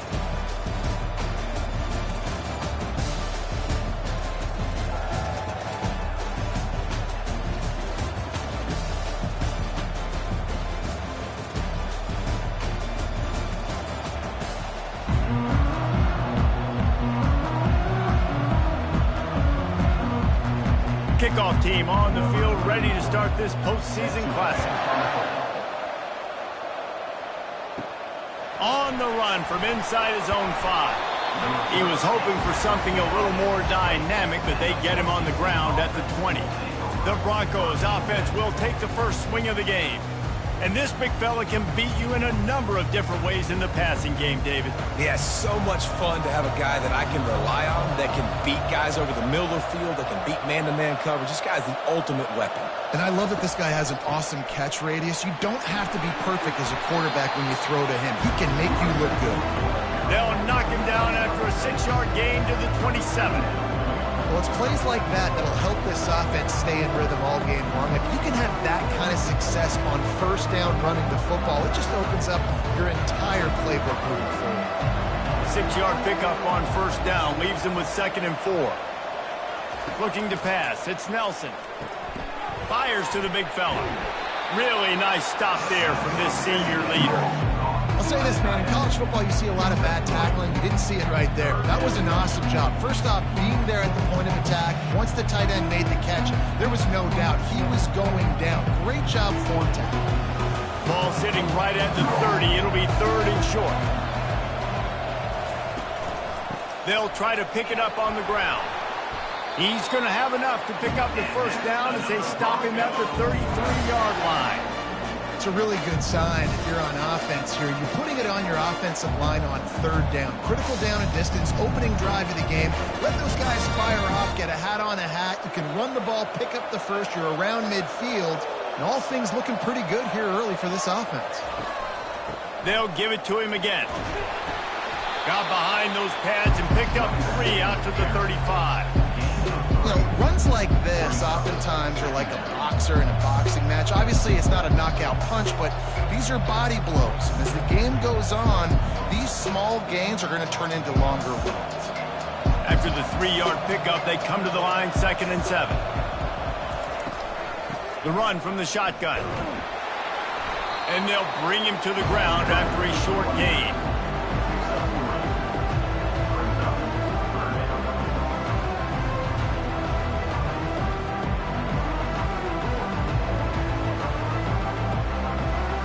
See if they go back to the run here on 3rd down.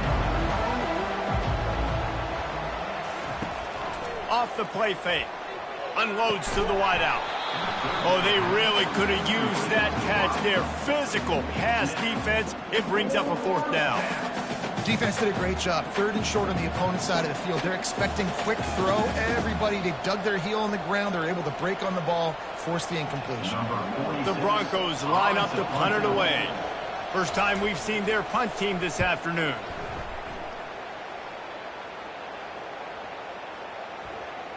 Boy, they had a chance to track that thing down, but it bounces into the end zone for a touchback. So the Kansas Jayhawks offense has its first opportunity of the day. You know, yards figure to be hard to come by through the air, but some quarterbacks, Jesse, just love to go at the star corner. Yeah, and this guy's got confidence. He's not afraid to go at anybody, but he better be careful because this cornerback is one of the best in the nation. One of the best, no doubt. I think they will trust him on defense to make plays. So you got to make a decision. Is my guy good enough to beat him on the outside? I am fascinated by this matchup.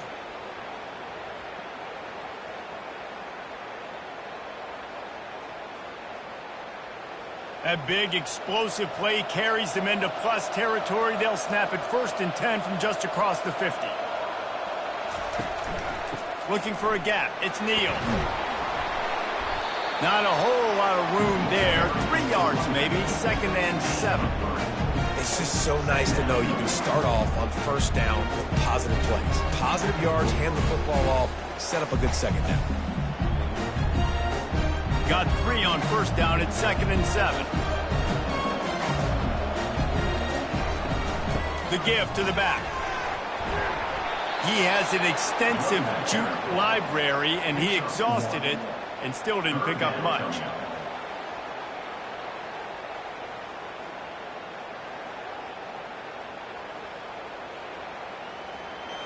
They started this drive with a big play, but now they need a conversion to keep it alive on 3rd down. To throw, it's Daniels. And a missed opportunity on 3rd down as the defense knocks it free, and 4th down is coming up.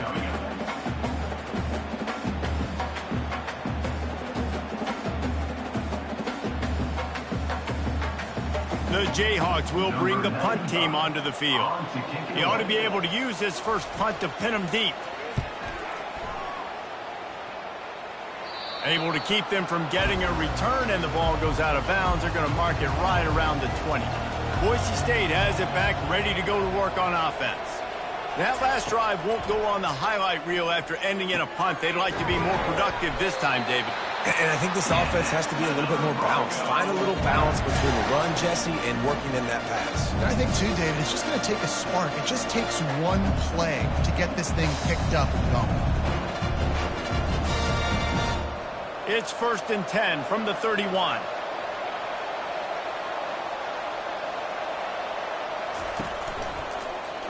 Quarterback on the keeper. Keeps the legs moving.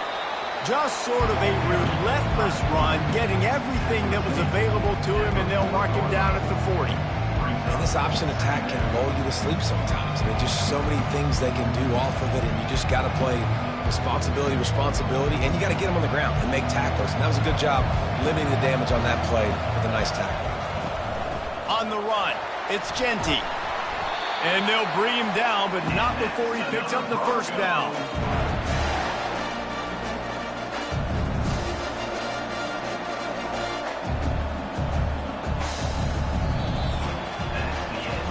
We've reached the end of the first quarter, and it has been a defensive battle, and the stats tell the tale so far.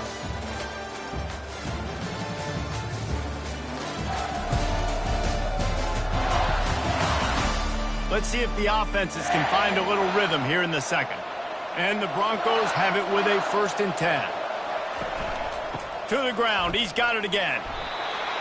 And the running back didn't get much there. Nice job on the defense. You can tell they're focused in on this running back, on this run game, being physical, getting knockbacks, and limiting his carries.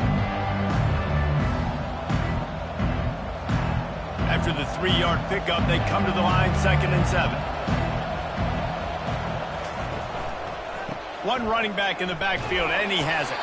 That's what you expect from a senior. Don't give them any extra yards. Great tackle there.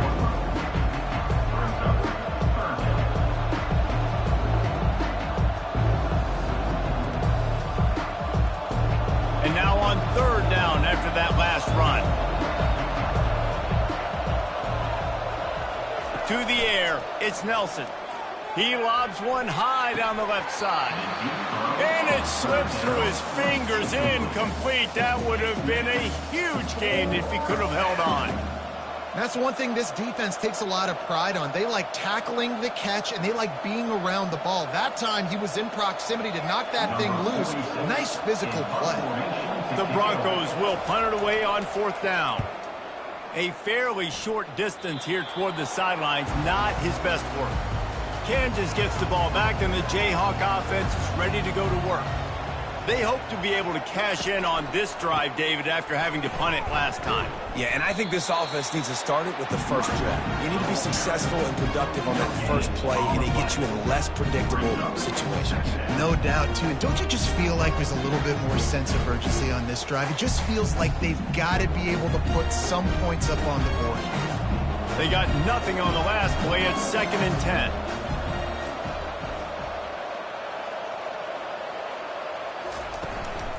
Looking for space. It's Neal. tackle is made at the 37-yard line. Third down coming up.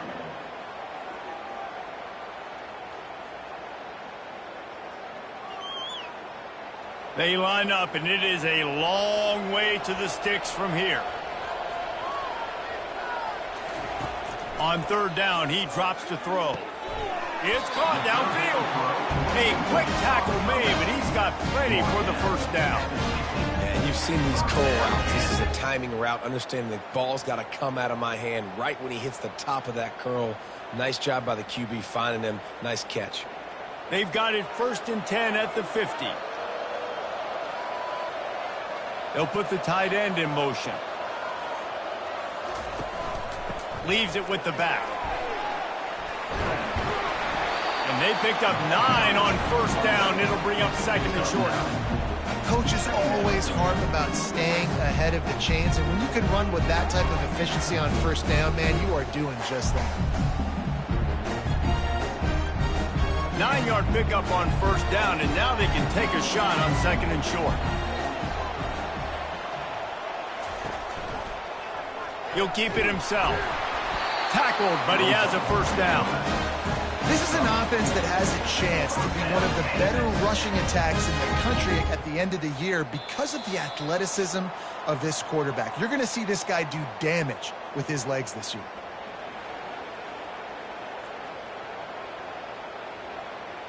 And the Jayhawks are flying down the field.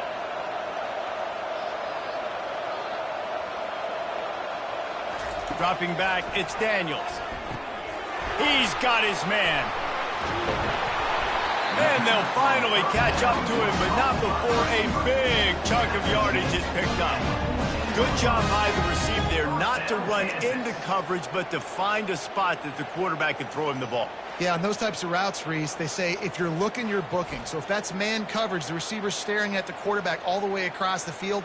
That time, the receiver didn't give the quarterback his eyes, so they were on the same page. They both knew it was zone, and they executed that perfectly. From the 14-yard line, it's 1st and 10. They're in the red zone, and they'll pass it. Falls incomplete, and he did everything perfectly except catch the football. 2nd down coming. Oh, and the offense just not able to come up with that. You knew that was going to be a bang-bang play, right? You're taking a shot into the end zone. That's going to have to be a contested catch on the back end, but he wasn't able to come up with it because of the hit. Right back to the air on 2nd and 10. And good coverage there to knock it away and deny the score. You simply don't see that very often. A quarterback of this guy's caliber missing a guy wide open in the end zone. He makes those throws in his sleep. They'd love to pick up this 3rd down and get a fresh set with 1st and goal. Try and play action. Coming after it. They get enough rush, and it pays off. The sack at the 20. Timeout called by the defense. It's their first of the half as they'll make some adjustments. And they'll send out the kicker to try a field goal. They pick the spot. It's going to be about a 37-yard attempt. And the kicker delivers the 3 to salvage that drive. And with that, they break the seal on the scoring. It's 3-0.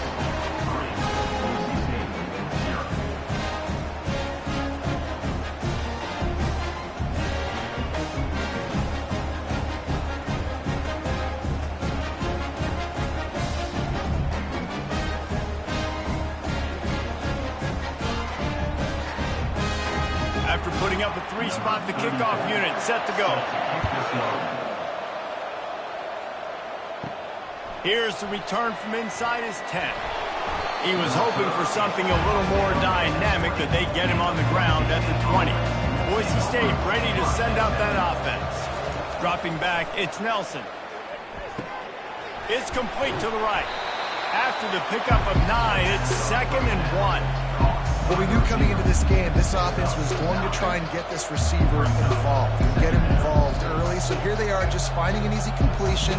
It's not a touchdown, but they just want to get this guy lathered up and get him into a run. The hurry up now, 2nd down, clock ticking. He's looking to throw. Fires to the wideout. Got his man. Defense on skates that time. They finally drag him down at the 42.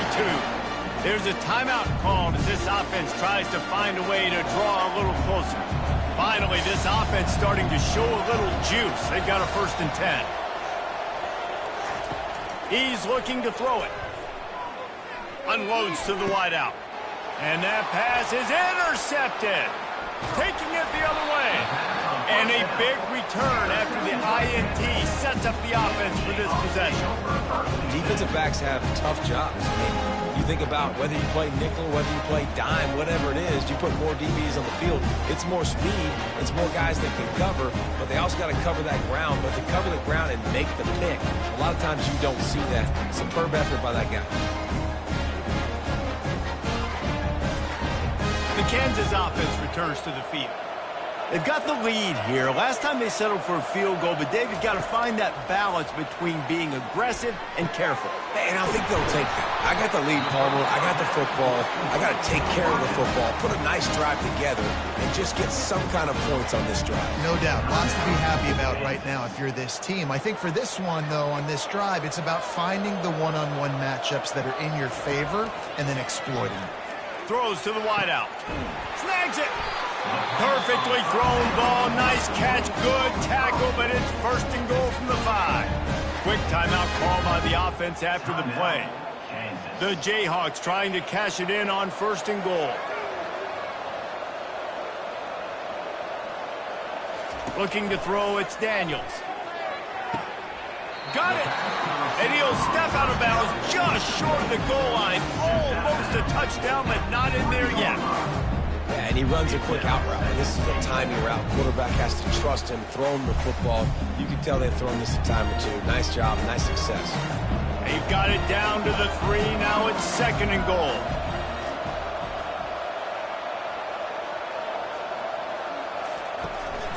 They'll try to run it in. 1-step wrap, 2-step squeeze. This junior knows how to get him on the ground. Brings up 3rd and goal.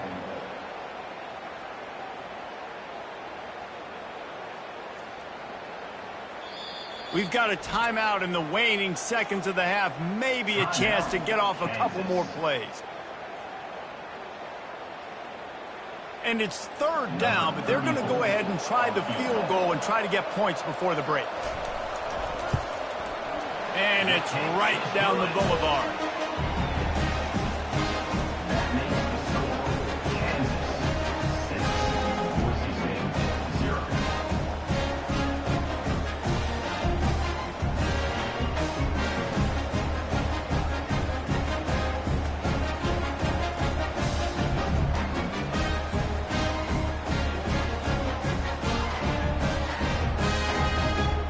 That late in the half field goal always gives you a little boost going to the locker room, and they'll need to finish off these final few seconds and not allow them to answer.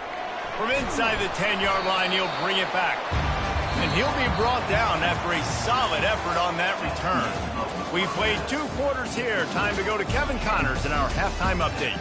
Thanks, Reese. A 1st half spent in paradise, and in many ways, this Bahamas Bowl has lived up to expectations. And it's been said football is a game of inches, and guess what? Based on the comparison between 3rd down conversion rate today and the average yard per play, how can you argue that? I mean, the low-lying fruit is to look at some of the explosive plays we've seen and panic. But really, this game is going to come down to which team is more efficient when they have the ball and how they play when it matters most. With that said, let's send it back to Reese and the guys for the conclusion of the Bahamas Bowl. And the Broncos will kick it off to start the 2nd half. Here he comes from inside his own 5. He was looking for some running room, but not much to be found as he stopped at the 18. Kansas gets the ball back, and the Jayhawk offense is ready to go to work. And they got it done in the 1st half, but the job now, follow up, close the deal, and bring home a bowl victory. Finish. You hear teams say it all the time, and that applies to them right now, David, here in the 2nd half. It's a lot of really good things. in that first half. Need some more big plays here to get this W. And you've seen it with bowl games. Big swings, man. When the rust comes off after that first half and people get in a rhythm, you've seen big comebacks. So I know they're winning, but keep the foot on the gas. This first possession is crucial. Trying to impose their will with the run. Not a lot of room, but found his way ahead for 2 out to the 26. Brings up third down.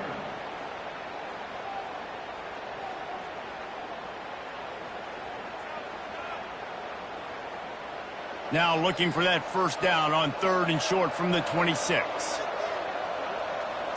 Direct snap. And he's brought to the ground, but not before he gets enough for the first down. That is how it's done on 3rd down. No doubt about it. An easy hole to get through and clearly get the first down. If you really want to simplify football, the low man wins. That time the offense got the better of the D. Easily picked that up. And the Jayhawks will snap it on 1st and 10. Grabbed in the backfield. It's Skinner. And he's a real nowhere man tackled in this no-gain land. I know a lot of people are going to look at that play and say, man, that was a bad play. Didn't gain any yards. But that could be the offense maybe setting something up. The play caller is going to remember that last play. He's going to remember how the defense reacted to it, made a quick tackle. They might pump that throw and then hit another player vertically down the field for an explosive play down the line. Just keep that in mind. He is going nowhere. Stop at the line of scrimmage. That's a great individual play, and I love cornerbacks that don't just take pride in covering guys. I like guys that like to put their face in the fan and affect the running game. This dude is physical, and he impacts the defense because of it. And those guys are really hard to find. A lot of corners, they're smaller. They don't want any part of the physical run game. Nice job sticking his face in there, setting the edge, making the tackle. And he's not going to make it. The defense denying him the first down. He just didn't have a chance to get loose and make his way to that first down marker. And I think fans get upset sometimes. Like, run your route past the sticks so we get the first down. But nice job by the defense understanding where the sticks were and forcing the 4th down. 4th down, and the punt team sends it the other way. Returns like that are why you don't settle for the fair catch if you don't have to. Picks up just a little bit of yards to help out the O's. Handoff to the lone back. And he was fortunate not to lose yardage on that play, able to wedge it back to the line of scrimmage. It's an offense that takes pride in being physical. They try to get it going on the ground, but no gain on that one. Just nowhere to run, not a lot of wiggle room for the ball carrier. This defense came in knowing that they had to match their physicality. Let's see if they can keep it up. Looking for room, it's Genty. Sweet feet on the move. You want to make sure to maximize those types of runs, and he gets it out to the 41. See, they need more runs like that. It's been so few and far between. Defensively, they've been in position. They've been winning their one-on-one battles, getting off the blocks and rallying the ball carrier. This defense has done a nice job slowing down the run game thus far. It's a draw. He's got first down yardage across the 50. They'll mark it at the 49. Well, that's kind of the advantage of 3rd and medium, right? Is the defense, you keep them guessing. You can throw it, you can run it. That time they hand it off and they pick it up. Yeah, and you can see the D drop back a little bit. It creates a little bit of space. The running back blasts through, gets the first down. It'll be a first down from the 49-yard line. Movement here from the tight end. They'll ride the running back and leave it with him. Really nice stop there from this senior leader.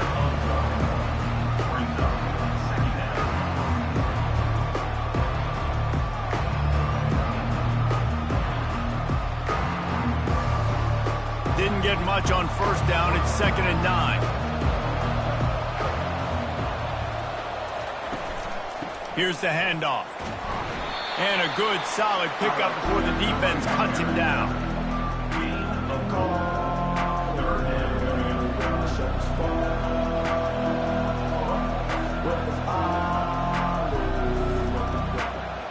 Time winding down in the quarter as they come to the line. Looking to throw, it's Nelson. Feeling some heat. It falls incomplete, and that'll be the final play of the period. That's the end of the quarter. Kansas has the lead here. 3 quarters are in the books. Time becomes a factor both in trying to hold the lead or cut into it as we take a look at the stats. Not only is the scoreboard on their side, but so too is time as we open the fourth.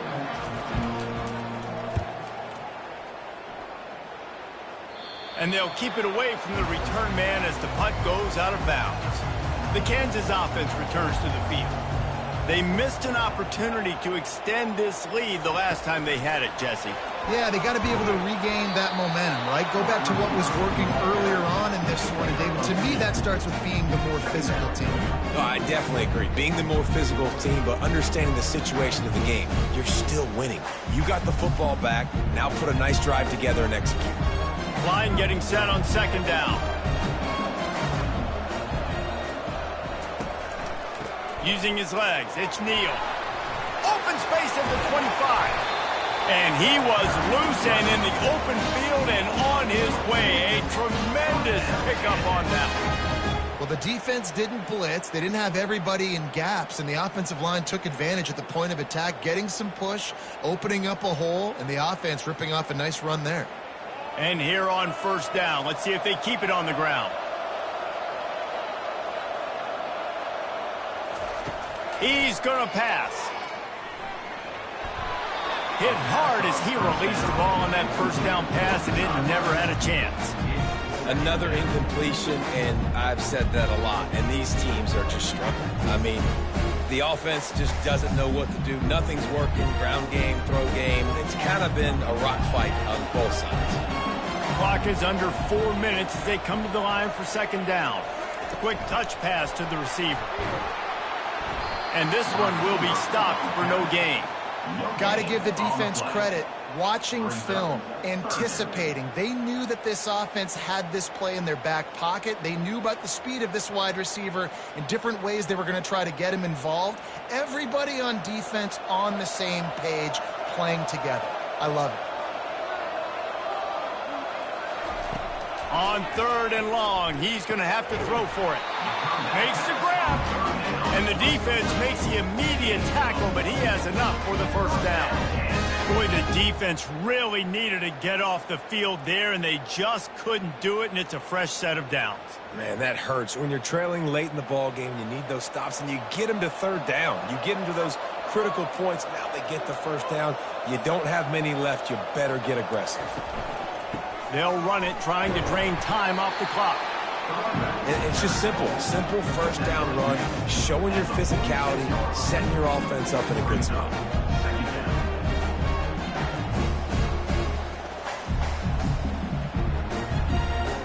This offense has done a good job on this drive, taking time off the clock as they come up on second down. Using his legs, it's Neal. Able to pick his way forward for a decent game before the defense gets him down. I think they called that knowing they weren't going to hit a home run. So why would you call it then? Well, you call it so third down becomes an easier down. It's not third and long where I have to pass the football. Now all options on the table. This could be the biggest play of the game so far. Third down and 2. Trying to pick it up on the ground. The Jayhawks are stopped, but not before getting it past the sticks.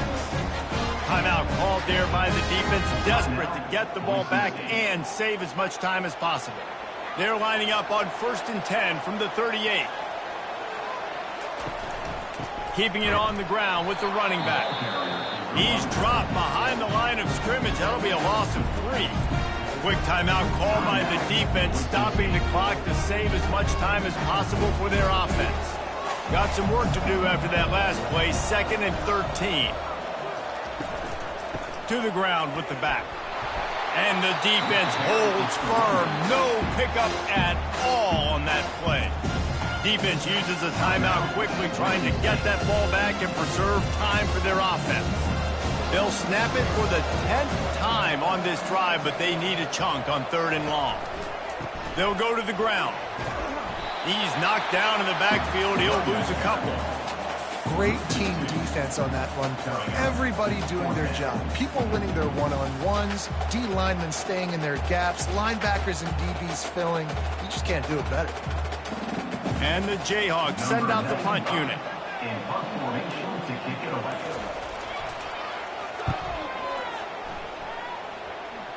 The punt goes out of bounds, and a nice job to get them backed up. I think they'll spot it right around the 15. The Bronco offense back out there ready to give it another spin.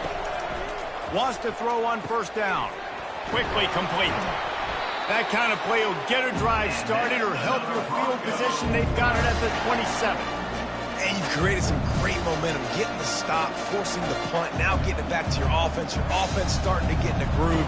Late in the game, you need some big plays. You just wonder how much panic there is right now on the defensive side of the football, too, because of what you just said, David. They can feel and sense the momentum leaving them right now with the lead. So someone defensively better step up here soon and make a play.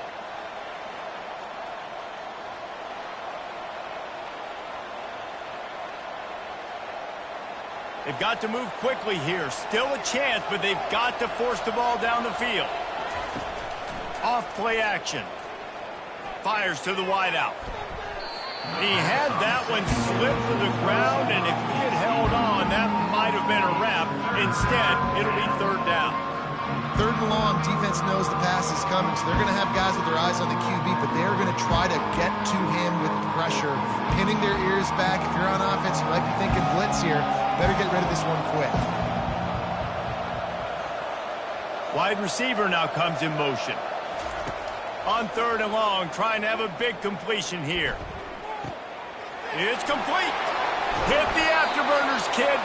And he's brought down after a huge completion. And that's why this guy's a complete running back. He's good between the tackles, he can pass block, but he can also run routes. And we're not just talking about screens or swing routes. This guy gets vertical down the field, and he can run the route tree. They'll hurry to the line with the clock still running. Got to get lined up to spike it and stop the clock.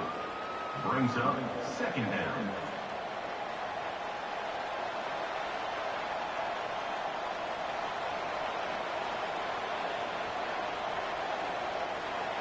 And now on second down for this offense. Looking downfield, it's Nelson. Pass is incomplete, but there is a flag, and the D might have been a little too rough on the quarterback there.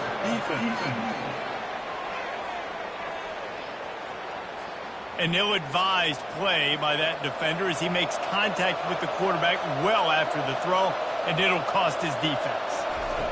They've marched to the red zone, and here they go. And he'll chuck it into the cheap seats there and save the down. Nobody getting open there.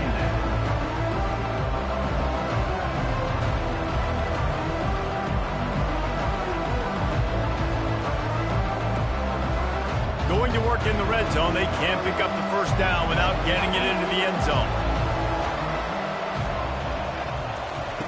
Looking to pass on second down. Into the end zone. And it's caught. Touchdown, Broncos. How about the clock management by this team? Taking all of the clock, scoring late now. All you got to do is finish it. The easy part. Bring out the kicker. Knock that PAT through the uprights.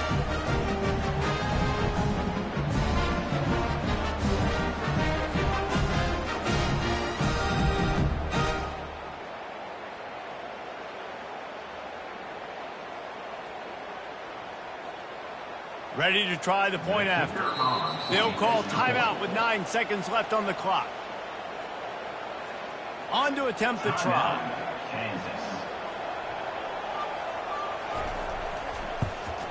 And they take the lead, and now in the waning moments, they're so close to a win.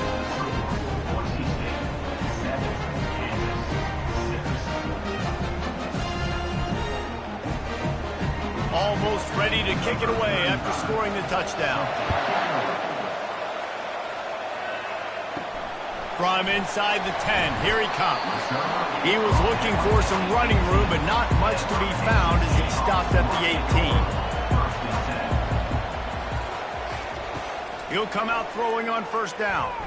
He's taking a deep shot late in the game.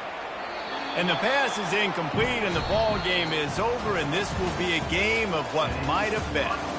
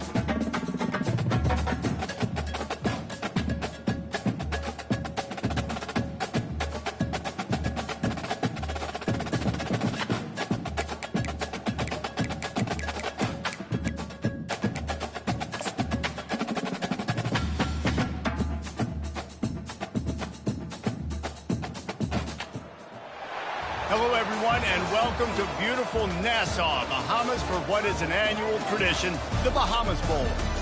Bowl games are not only a reward for how you played in the regular season, but can be a springboard into next year as well. As we see a squad from the Big 12, the Colorado Buffaloes, taking on a team from the MAC, the Miami, Ohio Redhawks. Glad to have you with us for EA Sports College Football. I'm Reese Davis, David Pollack and Jesse Palmer with me in the booth. Guys, we are ready to tee it up.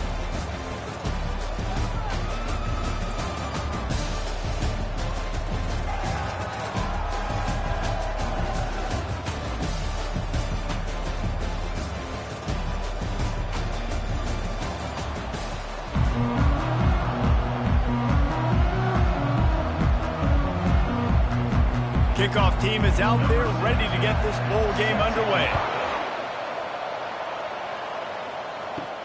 And he takes this from inside the 5. He was looking for some running room, but not much to be found as he stopped at the 18. So Miami, Ohio's offense will get the first crack at it here.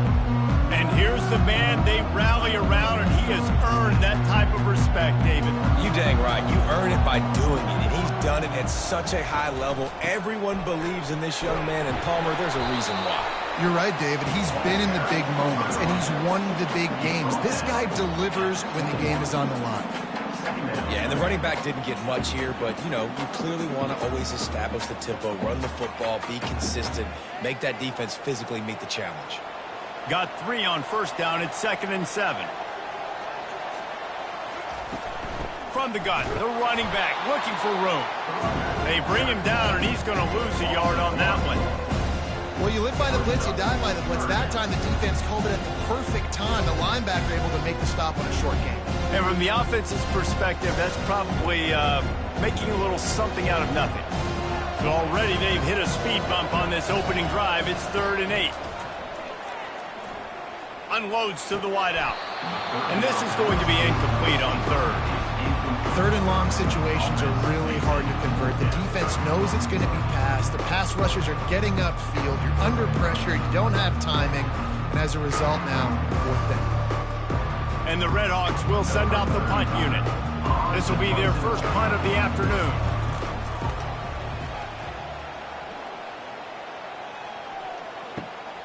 On the return, it's Horn.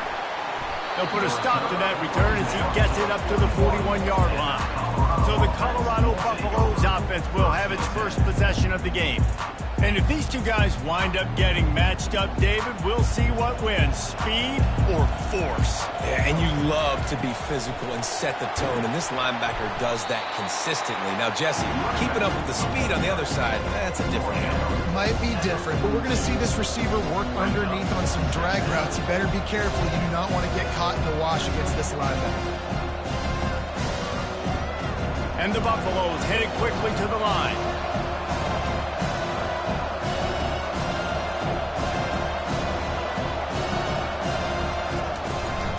Looking for a crease, it's Hayden. A strong tackle and wrap-up from the junior. Gain of 3. 3rd down coming up.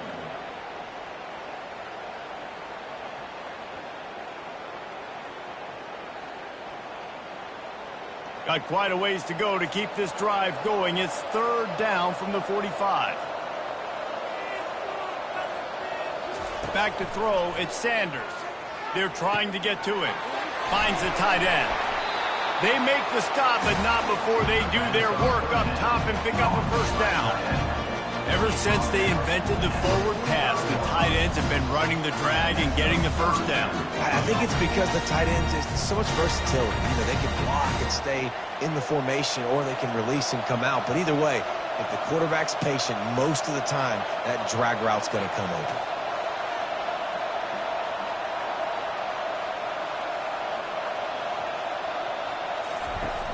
Use the play fake, now to throw. Wide open downfield. And he's running in the open. And they finally get him stopped, but it's a big throw and catch, and he's down at the 5. That's what's so scary about this offense. They've got guys on the perimeter that can change the game in one single play, and you saw it right there. Too much speed on the perimeter to create that explosive play. The Buffaloes are on the move.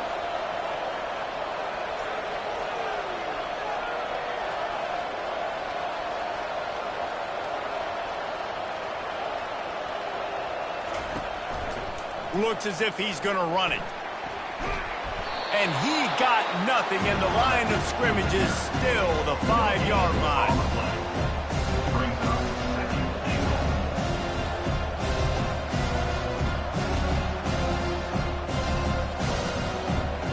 Can the defense stop them again on 2nd and goal?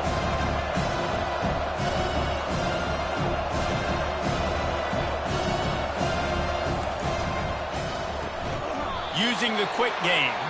And that's good for the completion percentage and bad for the yardage. They lose ground on that one. Well, give the defense credit on that one because they knew coming into this one that they were going to try to get this receiver the ball in a variety of ways. They were ready for the screen there, and they create a negative play. 3rd and goal coming up here.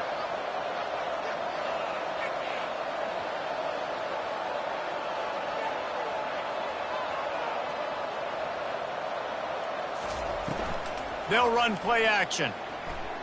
They're bringing heat. And the pass rush is effective, and they tackle him at the 19. Great timing by the defense there. Obviously, the offense has the ball in the red zone, and you're trying to create a negative play to back them up. They do that with the sack, and if they're now going to try a field goal, that's going to be a little more work for the kicker.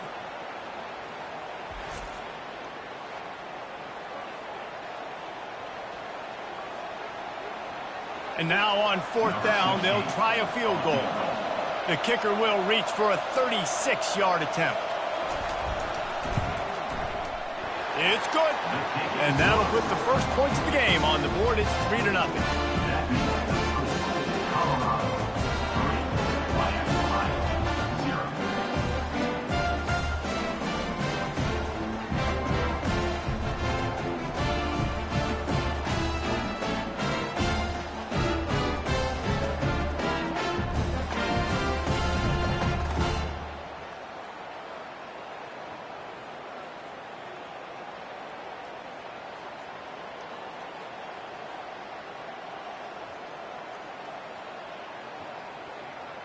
So the kickoff team is out there ready to boot it away after putting up a field goal. Let's see what the defense can do. On the move from inside his 5. He was looking for some running room, but not much to be found as he stopped at the 18. Line gets set, 1st down. Running back searching for a hole. And with that stop, we are headed for the end of the 1st quarter.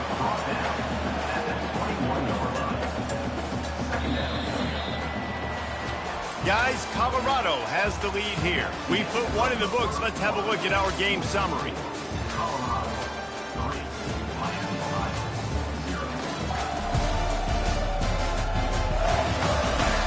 Lots of time left, and we're ready to get back to it and open the 2nd period. Stuck with a running game on 1st down. Now here they come again. Keeps it moving for a 3-yard gain to the 24. And those physical runs take a toll. It might not be a big gain now, but down the road, 3rd, 4th quarter, late in the ball games, they tend to turn into bigger runs. And after that last run, we'll see if they keep it on the ground on 3rd. Looking downfield, it's Gabbert. Can't make the connection on 3rd down thanks to that tough, hard-nosed pass defense, and now it's 4th down. And I like the aggressiveness on 3rd and short, trying to throw the football, take advantage of a look that they got. They weren't successful, and now it's 4th and short territory. Who knows what they're going to do? The Red Hawks will call on their punt team. This will be the 2nd time they've had to kick it away. Bringing it back, it's Horn. Coverage team gets the job done, and they'll mark him down at the 38-yard line. And the Colorado offense is coming back onto the field. They kicked a field goal on the last drive, Jesse. They've got the lead. Don't make a dumb mistake, but maintain your aggressive play calling. Yeah, no doubt. I think it's the play caller right now just taking a look at that script he's got in front of him and finding out where are my playmakers, who can we take advantage of on this defense to get a touchdown here. Yeah, and just keep moving the ball down the field. Just execute a little bit better in the red zone. There's no need to panic. We're moving the football, and we got the lead. They go right back to him. creating some space, getting just enough good blocking, and they've got it up to the 47-yard line. Offensive linemen love to run the power. Why? You run power. You run power. Then you can play action. You don't want that defense to be sitting there saying, it's a pass, having to pass block every play. You got to keep defenses off balance. And the Buffaloes want to crank the tempo. Fast motion from the offense. On 3rd and short, the run and looking for the first down.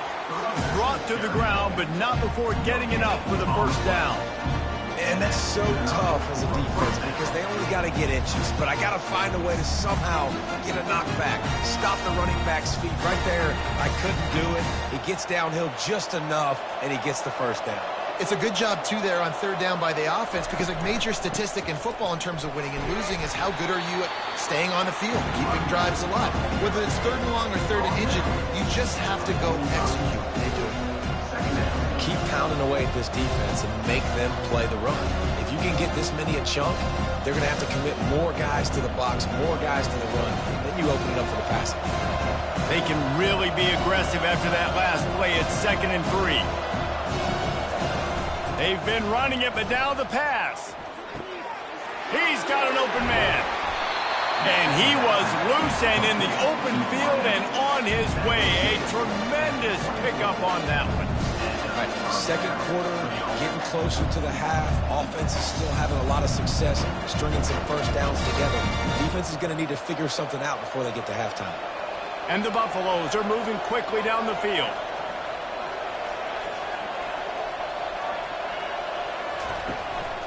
The give to the back. Breaks the tackle. And it took the defense a bit to get a handle on him. A little slippery with all those juke moves. Listen, defense is about energy. It's about passion. It's about physicality. They need a little bit more of that. Get the guy in the ground. You can't let guys break tackles. What could have been set up in a long yardage situation, now it becomes an easier situation because you couldn't get him on the ground. Knocked down after a short game, but enough to move those chains. This offense has become a first down machine, and that is so demoralizing for the defense, especially for those star players that are playing tons of snaps. They're not subbing out as much. By the 4th quarter, they are going to be gassed. The Buffaloes have it with a 1st and 10. Back to pass, it's Sanders. They've got the play bottled up. Fumble, it's out. Well, the offense looks as if they fell on the fumble, and they'll keep the ball. And those are so frustrating when you're a defense and you swarm to the football, you stick the quarterback, and you make him cough it up just to have the other team recover it again, and you don't get it. Still a good stick, still a good physical play. Keep hitting that quarterback.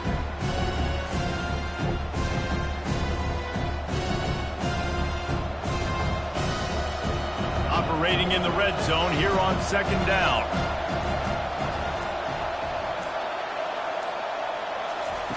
He's looking to throw.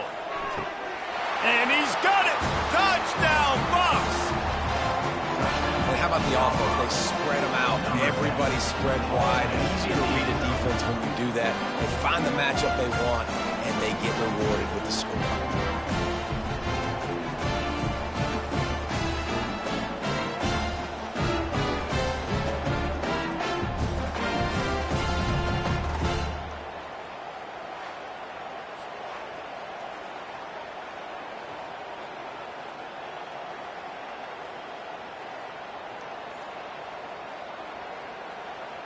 Lining up to tack one more onto that lead.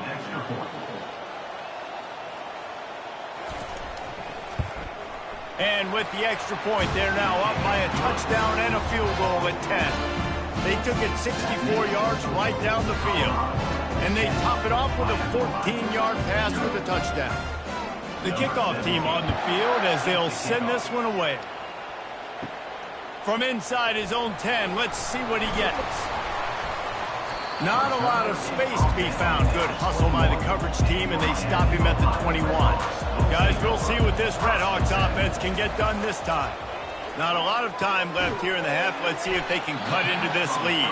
And this drive isn't a must score, but man, you look at the scoreboard. You're down 2 scores. Jesse, you got a good opportunity. Create some momentum. Cut it to a 1-score game. This is an important possession. Yeah, it's important to create that momentum now, David, too, and not wait to get it going here at the start of the third quarter. You've got one drive here to get a couple of points. You've got to start erasing and chipping away at this deficit. This could be where the game turns right here. They're going to go to the air on 3rd and short. Grabbed over the middle. It's McDonald. A timeout is called as this offense tries to find a way to get more points on the board before the half. Now from the 40, it's 1st and 10. He wants to throw. He finds his man. And a good job in coverage there as they stop it after just a few. Nice completion here to this wide receiver, and you're going to see this receiver line up in different spots all over the field all game long. Defense has got to keep their eye on where this guy is because they know he's a big part of this offense's success. Clock's running, and they'll try to get to the line, warp speed for 2nd down. Looking for a man. It's Gabbert. Pressure coming. Had to throw it before he wanted. That pass is incomplete, and they might be fortunate it wasn't knocked free for a fumble. It'll be 3rd down. Doesn't take this defense a lot of time to get to the quarterback, man. They've got speed all over the place. They hit him so quickly, and because of that, the ball falls incomplete. Time dwindling away as they try to put points on the board right before the half. On 3rd and long, try to convert through the air. And he needed a little bit wider field as that one falls out of bounds. Offenses know and work on it all week. 3rd downs. We got to be really, really good.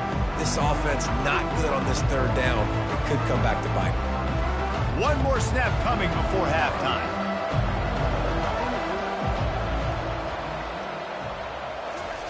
On 4th down, they're taking to the air. The catch is made, but he's beyond the sideline, so they'll turn it over on down. That's going to wrap up the first half here, and now we join Kevin with the halftime update. Thanks, Reese. A first half spent in paradise, and in many ways, this Bahamas Bowl has lived up to expectations. And we have to start this halftime breakdown by addressing the play of this elite wide receiver. This is clearly a young man who, once he's finished playing on Saturdays, he's going to be playing on Sundays. The kid has different gears. He has a knack for finding gaps in the defense. And I can't remember a college player with that kind of catch radius. With that said, let's send it back to Reese and the guys for the conclusion of the Bahamas Bowl. And the Redhawks will boot it away to start the second half. He'll bring it back from inside his 5. He was hoping for something a little more dynamic, but they get him on the ground at the 20. Colorado has the ball back, and the Buffaloes hoping to put their team in prime position on offense. Trucks through the defender. Stopped at the 25 after a 5-yard gain. Listen, that wasn't the greatest run in the world, but it was very successful, and you're making me honor the run. And another thing, every time you run the football, someone gets tackled. There's physicality involved in the game. So I like when offenses commit to the running the football, no matter what the outcome is, because those body blows do add up. Scanning the field, it's Sanders. Fires one high and deep. And this is dropped.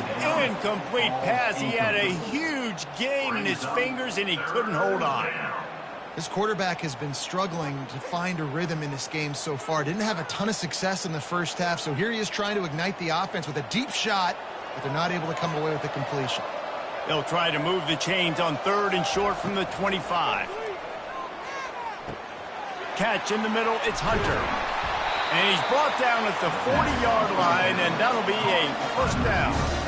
When you're a playmaker like this guy is, your coaches are going to dial up plays intended for you, especially on 3rd down. That's what you saw in that last play. There was no question where the quarterback was going with that football. All week long, they decided on the biggest downs of this game, we're going to target our best player, and we're going to make sure that he gets looks. It doesn't matter what the coverage is, and you saw it right there on that play. And they couldn't hold off the the heat, and he goes down with a sack. Man, this defensive end is a monster. You've seen his athleticism, his speed, his bend, and his flexibility. He now has 2 sacks, and there's still a lot of football to play.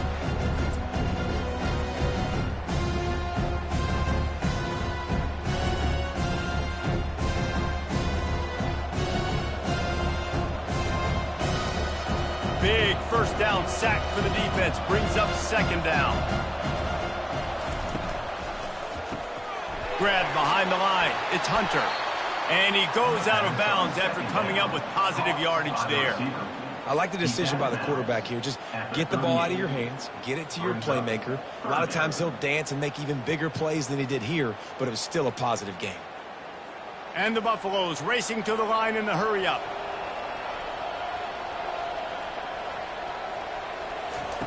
Third and long, and he'll try to throw for it.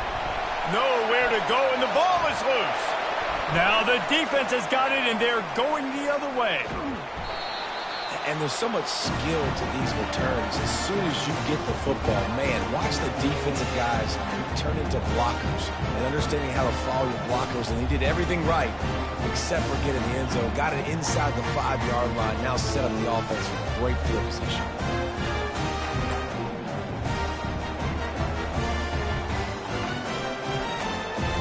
Talk about being handed a chance on a silver platter. First and goal from the 3. Looking to throw, it's Gabbert. Touchdown, Miami! And they'll put that scoreboard operator to work and put 6 on the board.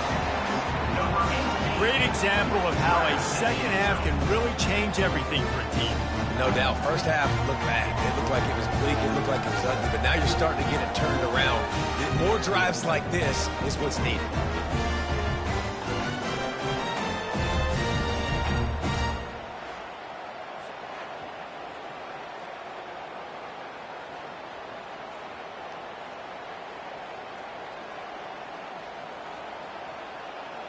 They'll try to tack one more on their score. And with the extra point, the lead is cut to 3. It's 10-7. That's taking advantage of a golden opportunity set up with great field position, and they struck quickly for the touchdown. The kickoff unit about to go to work.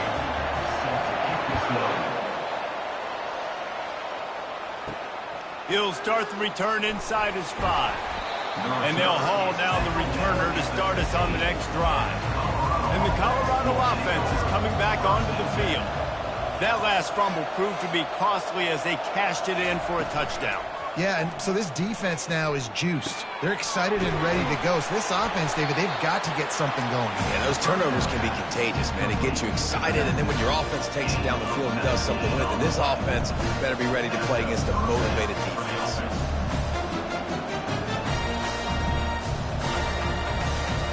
They've got a 1st and 10 at the 34.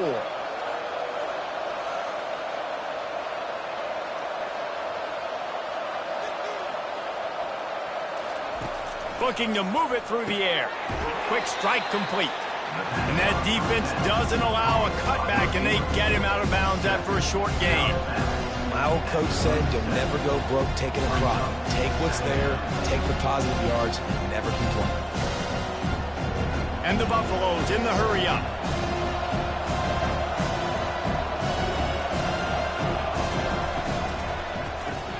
Grabbed behind the line, it's Hunter.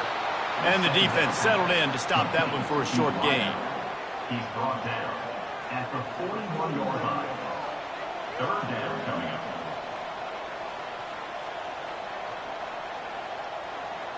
They've got it at the 41, 3rd and short, trying to keep the chains moving.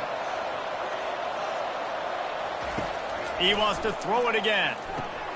Grab near the sticks. It's Hunter. They'll get the first down. It's spotted on the 49.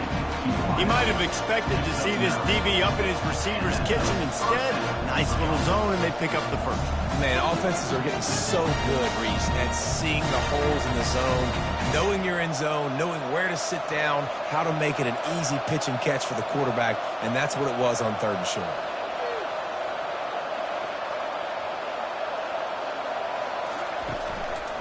Give to the running back. Smashes through. When running backs square their shoulders up, it's when they have the most power. You see him square his shoulders up, great tackles. He's strong, continue to plow his way forward, just making it really easy on everybody in this offense by breaking tackles.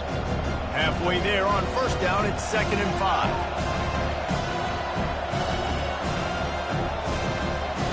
Back to pass, it's Sanders. A strike downfield. Excellent job working through the air there, finding a hole in that defense and picking up a first down. That is an excellent throw by the quarterback, finding the window between the zones and delivering that ball on time. The Buffaloes with the 1st and 10.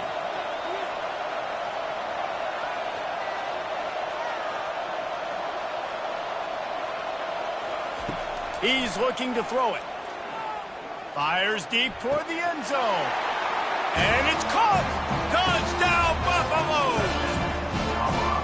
Talk about a breakdown in coverage. That might be the easiest catch he'll have all day. It doesn't get much easier than that, except the hardest part about this is the walk to the sidelines, because then you have to justify what happened, and your defensive coach is going to be just a smidge upset that you left that guy wide open in the end zone for the big play.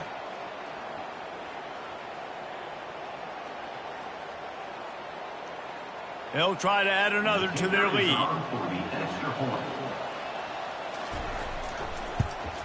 And with the extra point, they're now up by a touchdown and a field goal at 10.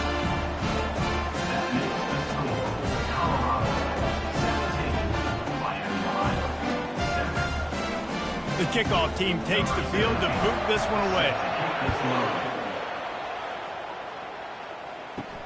On the run from inside his own 5. Really disciplined job by the coverage unit to get down there and make the stop at the 19. Plenty of time for one more snap before the end of the quarter. Handoff from the gun. There to make the tackle, and with that, we'll head to the 4th quarter. Guys, Colorado has the lead here. They're sitting in a strong position here with the lead. Let's take a look at our game summary.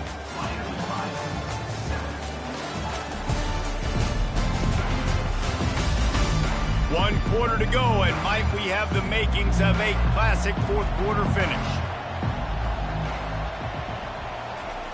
To the air on first down. Complete downfield.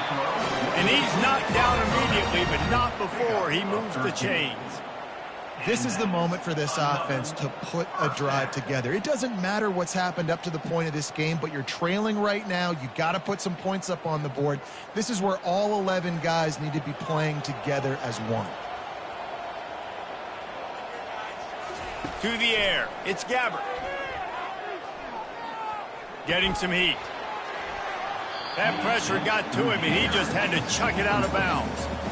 And that's a really good decision by the quarterback. Don't take the sack, throw the ball away. Now, listen, we can debate whether that was intentional grounding or not because he's still in the pocket. I'm not sure that that's not classified as grounding, but they didn't call it.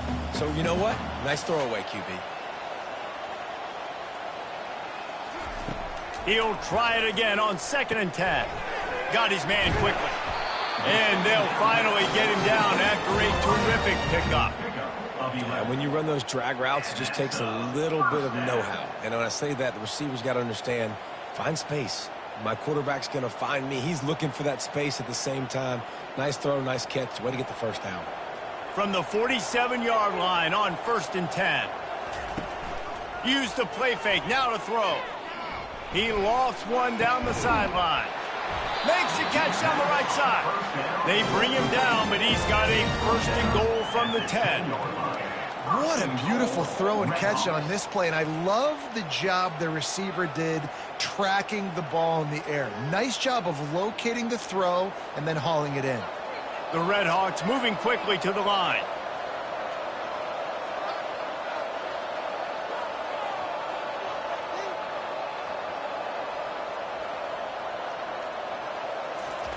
They keep attacking through the air. He's got it on the move. That throw and catch gets them down to the 6, and the defense is running out of answers. Well, the defense playing zone coverage there. They're taking away all of the QB's primary options down the field, so he has to check it down to the drag running underneath. They keep pushing forward now, back to work on 2nd and goal from the 6. He's looking to throw. And it's picked off at the goal line. That's a way to make a stand. Pass to 50. Pass to 30. He's at the 10. And with the interception, he'll take it all the way back. Touchdown, Colorado. And that just might do it. Man, offense needed points badly. Defense comes up with the big interception, takes it all the way back just to pad their lead a little bit and make this game almost out of reach.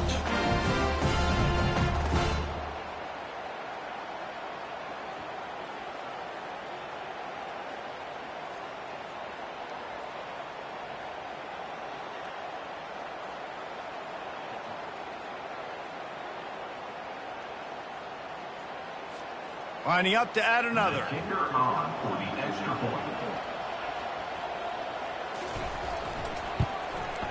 And that extra point is a big one as they now have a 3-possession, 17-point lead in the 4th.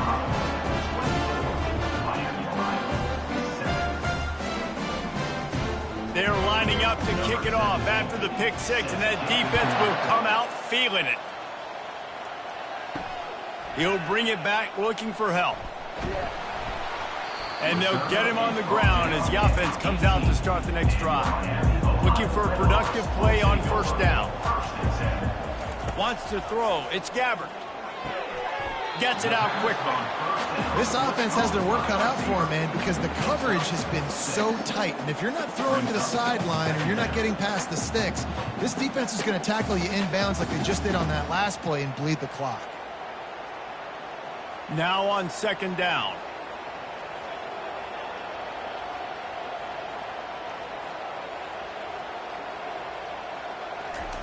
He's looking to throw. Almost intercepted. It'll fall incomplete. The defense almost came up with a turnover.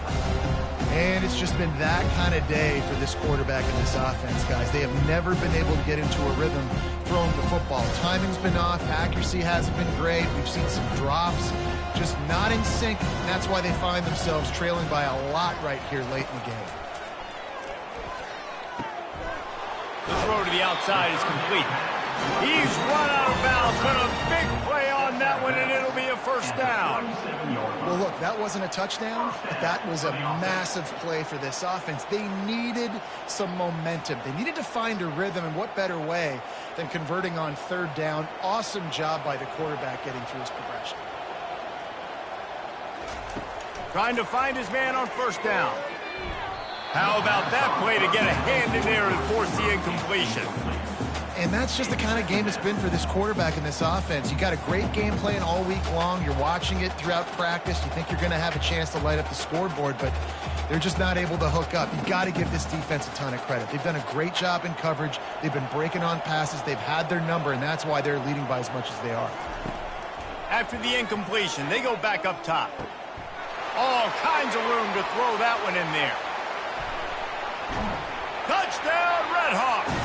Reeled it in and just made the house call.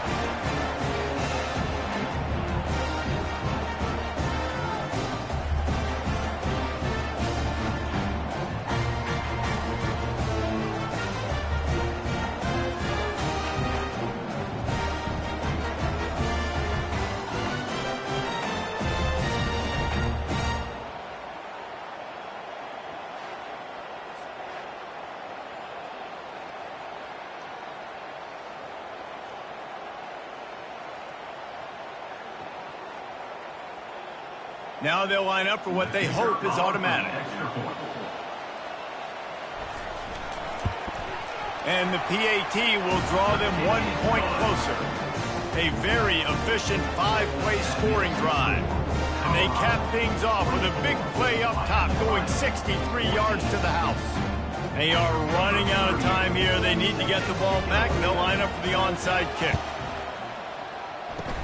Cool as a cucumber as the hands team makes a sure catch. Colorado has the ball back, and the Buffaloes hoping to put their team in prime position on offense. Okay, you have a 2-score advantage here, so while you want to be aggressive, David, don't hand them a cheap.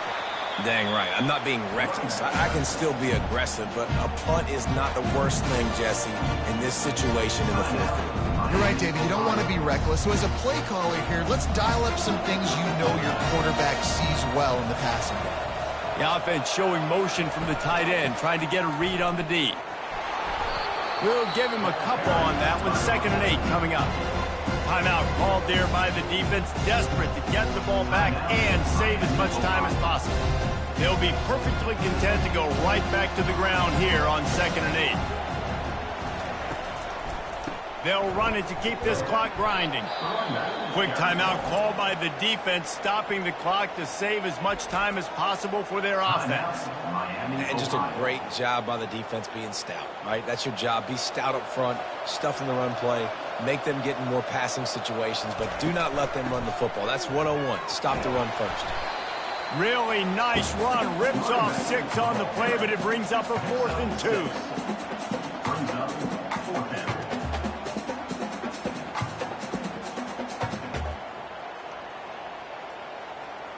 So here we are on 4th down, and this field goal kicker is going to face all the pressure in the world.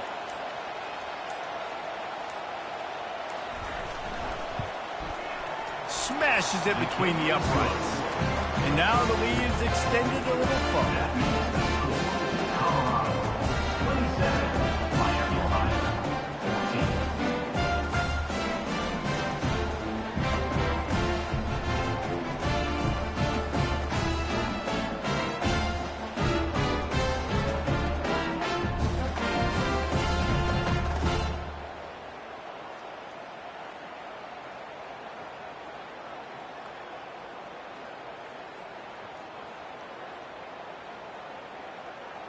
First order of business here, don't give up a big return, then the defense just has to keep them out of the end zone. Here he comes from inside his own 5. Finds just enough space to cross the 25. Let's mark it at the 27-yard line. Miami, Ohio has it back. The Redhawks offense heads to the field. Throws to the wideout. He's got him wide open. He's run out of bounds, but not before. Turning in a big pickup and moving the sticks for a 1st down. Well, this offense has a ton of work left ahead of them here in this 2-minute situation late in the game, but the drive off to a good start. You get the 1st down, you get out of bounds, you work in the perimeter of the field. That is exactly what you want to do. Back to throw, it's Gabbert. Fires to the right. He's got it. He will step out of bounds, but not before the big pickup and a 1st down for this offense. Hey, you know, the defense here in this situation with a huge lead, they've got to anticipate that this offense is going to be trying to throw the ball to the sideline, so they've got to work different coverages to try to force the quarterback to go over the middle of the field with the football. They'll throw it on 1st down. And this senior quarterback a little too bold there, and he's lucky he didn't get picked off throwing into double coverage. Well, I know that one fell incomplete, but what a day this guy's had throwing the football. Multiple touchdowns, and he's done a really nice job with his decision-making. Hasn't thrown any picks, which has really helped keep this offense on schedule. On 2nd down, he'll try to make the connection. Trying to get to it. And the defense gets home and makes a play at the 37-yard line. Here we are late in the game, and this secondary, they are still covered. They forced the QB to hold on to it, and then he bailed out, trying to buy himself more time. And because he couldn't get rid of the football so quickly early, that allowed the pass rush to get to him.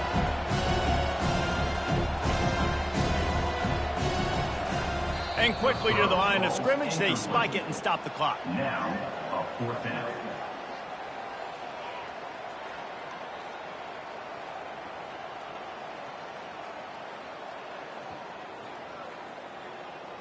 After this, it'll be a wrap.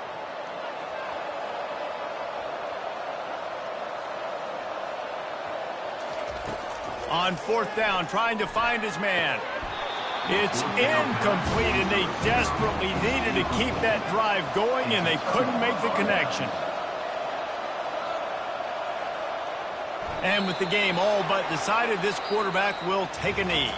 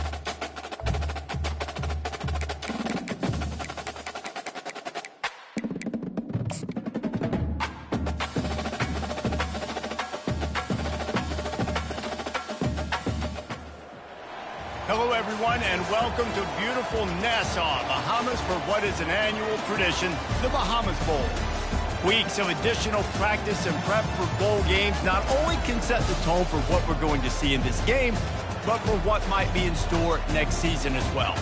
As we'll see a squad from Conference USA, the Western Kentucky Hilltoppers, taking on a team from the Big Ten, the Nebraska Cornhuskers. For EA Sports College Football, Reese Davis with you alongside David Pollack and Jesse Palmer. Time to get this game started.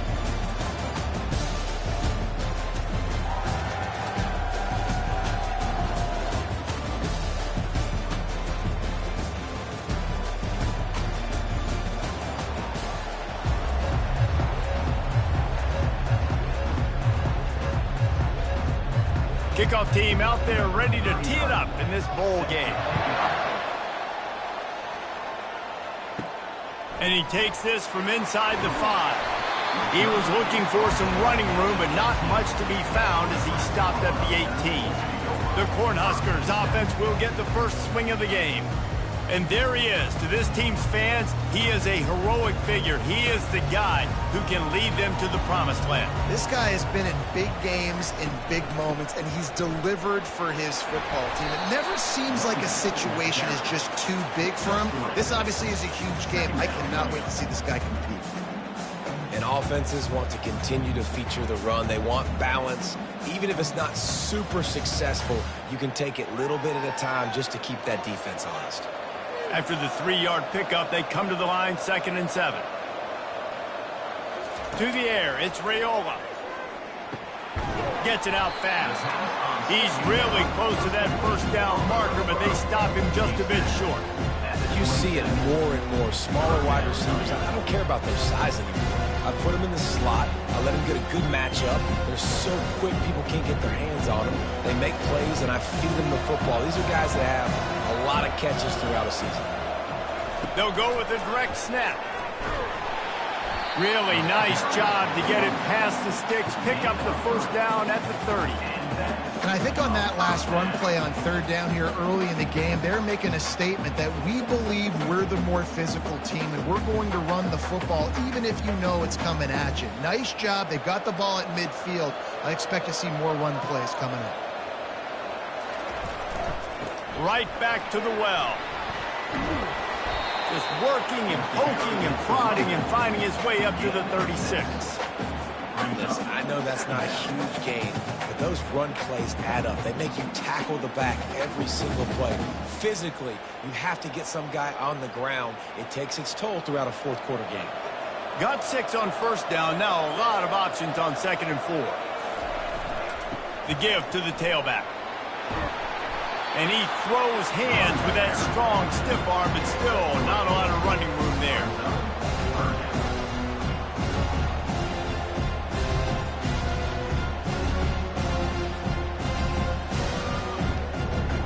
Will they keep it on the ground again here on 3rd down?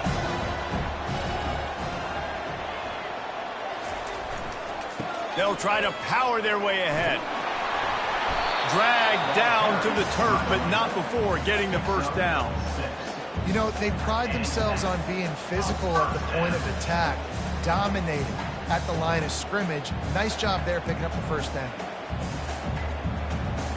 The Cornhuskers are moving quickly down the field. Out of the shotgun, they go to the ground. And a 9-yard gain on first down leaves them with 2nd and short. Yeah, this coaching staff, they're getting this offensive line lathered up and into a rhythm. Now they're letting them drive off the ball on first down on these running plays, and they're getting chunks of yardage. The big pickup on first down leaves them with 2nd and 1. From the gun, he leaves it with the back. And maybe he'll get back to the line of scrimmage, but no more than that. Man, nowhere to run on that play at all.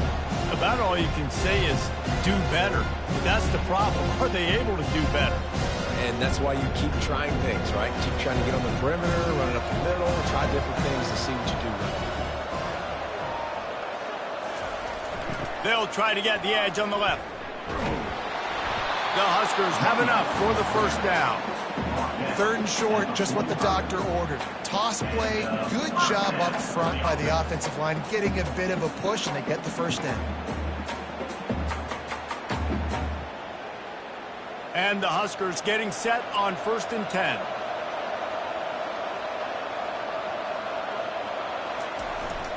They go to the ground. Able to scrounge 3 yards out of that one somehow. It's 2nd and 7. Small gain, I know, but again, the defense knows he's going to run the football. He's willing to run the football, not just drop back and pass, make him honor the run game. You got to do a lot of this. Got 3 on first down. It's 2nd and 7.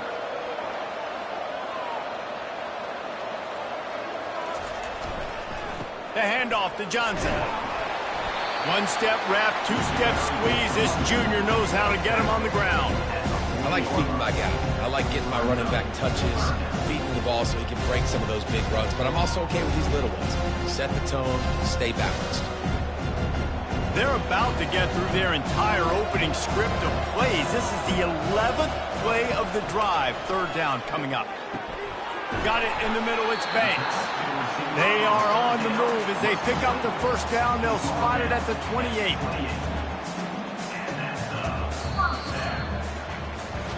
Defense has dominated the early part of this game, and the stats point that out emphatically.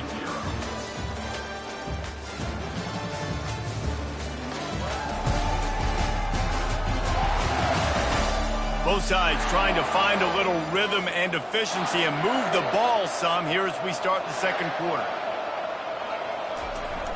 Off the play fake on first down. And it's incomplete. If you're going to take a hit like that, you might as well hang on to the ball. Well, it was a good throw. It was a good route, but it was the hit that forced that incompletion.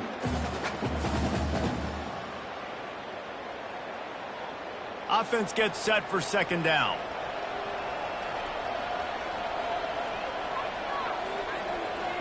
Back to throw, it's Raiola. And that's going to fall to the ground, incomplete. That was a physical matchup there. 3rd down coming. That's a throw the QB would like to have back. He just has to do a better job giving his receiver a chance to make the catch. This drive was clicking along, but after a couple of misfires, threatening to stall out on 3rd and 10. They want to just keep throwing it. They're setting up the screen. Defense was not fooled by that screen to the back, and they'll stop him short of the marker. It'll be 4th down. And really good job by the defense, understanding 3rd down, the situation of the game. I play a little bit deeper, take away the sticks, react to shorter I got to go get him on the ground now. Nice job making the tackle, but playing the down and distance first and now forcing a fourth down. It is perfect. And the first points of the day come on that field goal. This is a team that really prides themselves on starting fast. We've seen that before, and here they are playing at home today. Nice job on the opening drive. Lots of poise, good emotion. They don't get the touchdown they would have liked, but they kick a nice field goal. They've got the lead. Head coach has to be happy with that.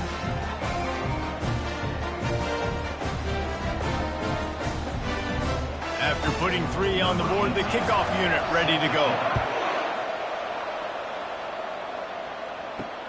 The returner will field it and try to do some business. And the coverage team able to make the tackle. So the Western Kentucky Hilltoppers offense will try to get something started with their first possession. Here are our impact players for this game, and it goes beyond executing an assignment to make an impact in the game. Yeah, obviously we were talking to both coaching staffs this week, and we asked them who needs to step up and play well. They immediately pointed to these guys right here. They are the key for their respective teams. Yeah, and they don't always show up in the box score, but these guys are the leaders. These are the guys getting everybody organized and have to play well for their team to succeed.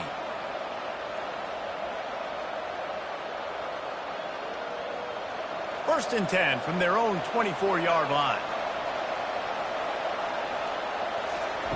He's going to pass. Caught behind the line. It's Young. They pick up half of it. It'll be 2nd and 5. Well, he comes up with the reception, but not a lot of room to run after that. Yeah, and I like the QB doing this. I mean, I'm going to find ways to give him the football and see if he can make a miss. And I'm going to bet most of the time that my guy is a little bit more athletic than that defensive guy. Defense won this battle, but I like trying to get this guy the ball in space. Finds his man. It's Smith. That's the kind of play that can really get you going as they have a first down at the 43. That was a nice pickup, running the drag route and finding that quiet, soft spot in the zone. Yeah, drag routes not only work against man coverage, they work against zone too. If you can find the soft spot and the quarterback gets it to him early, he can turn upfield, and you saw that right there. Here's the give off the left side. Creating some space, getting just enough good blocking, and they've got it up to the 47-yard line. Nice run there on first down. You know, this is a running back that gets better as the game goes on, so they're going to want to make sure they keep feeding him the football, let him get lathered up. After the productive first down play, it's 2nd and 6. He's looking to throw. Fires to the wideout. He makes a catch. Finally run out of bounds, but he has this offense rolling with a first down. And you got to be wondering about the psyche of that cornerback now who just gave up the big play. He's going to be looking for that corner route later in the game. He's got to be careful he doesn't overcommit to the outside, because if he does, that could mean a big home run type completion if there's a big in-breaking route by his receiver. And he finds some solid space, makes a nice game before the defense is able to stop him. And a nice job by the running back, finding space, getting downhill, making the good run. Great job finishing with his pads. We've reached the 2-minute warning, and we have ourselves a ball game, and they have a chance to take the lead here before the half.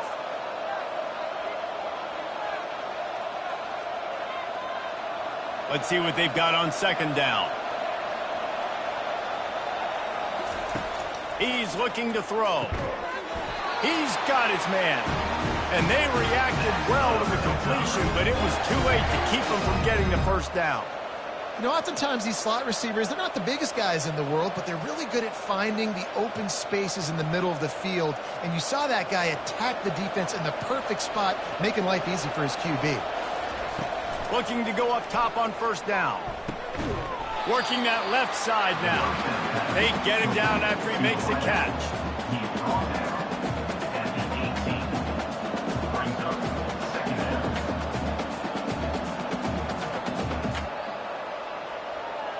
The Hilltoppers are threatening in the red zone.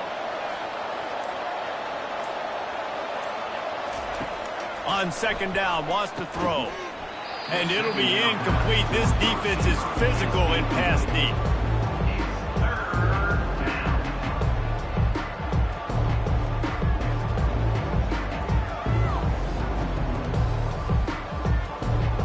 We'll see if they go back to the air after the incompletion. It's 3rd and 5. They'll snap it from the gun on 3rd down. Quickly complete. They get him on the ground, but it's a 1st down.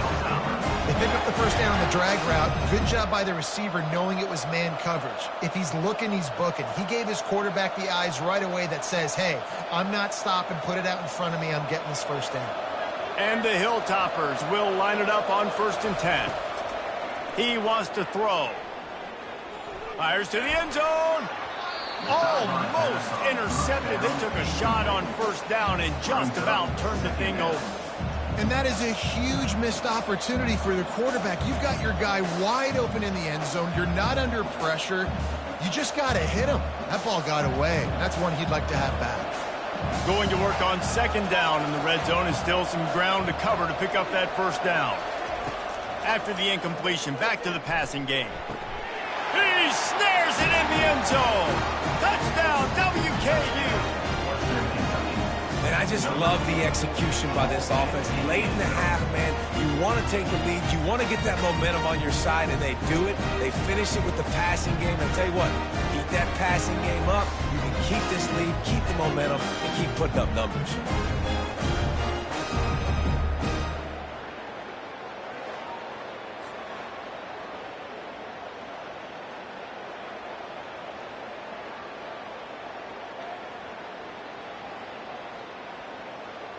Lining up for the PAT.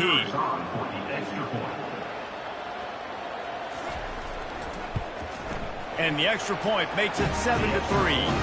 They put it in the end zone with a 12-play scoring drive. And they finish it with an 11-yard touchdown dart. Kickoff team lining up to send this one away. On the move from inside his 5. He was hoping for something a little more dynamic, but they get him on the ground at the 20. The Cornhuskers ready to go back to work on offense. So late in the half, this is really an opportunity, David, maybe to swing the momentum in their favor. Dang right. There's no time to be conservative. We're a little bit down. Listen, I just think this is a point with the offense that they can prove. Like, we're here, we're going to create something now that we can build on in the second half. Coach said all week he wanted to be aggressive. This is a great opportunity to show that right now. At the end of the 1st half, try and generate some momentum, score some points before going into halftime.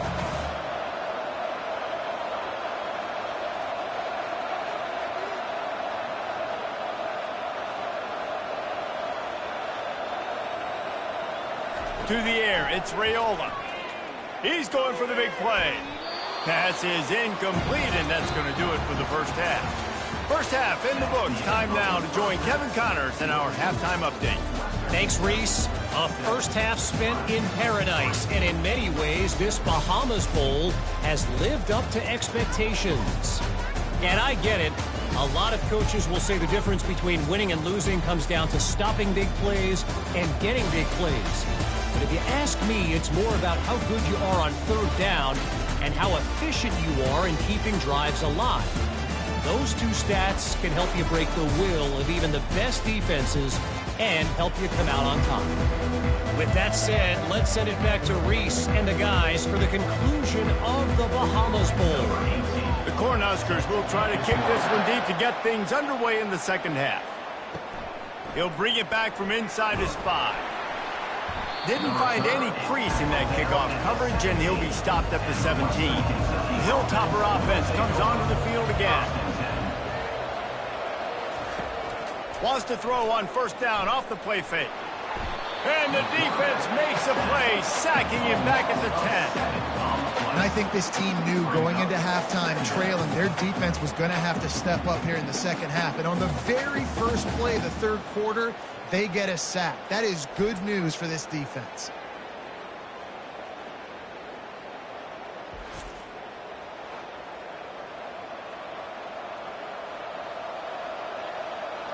If they're going to get anything going on this drive, they better be productive here on 2nd and long from the 10. Here's a quick throw out to the left.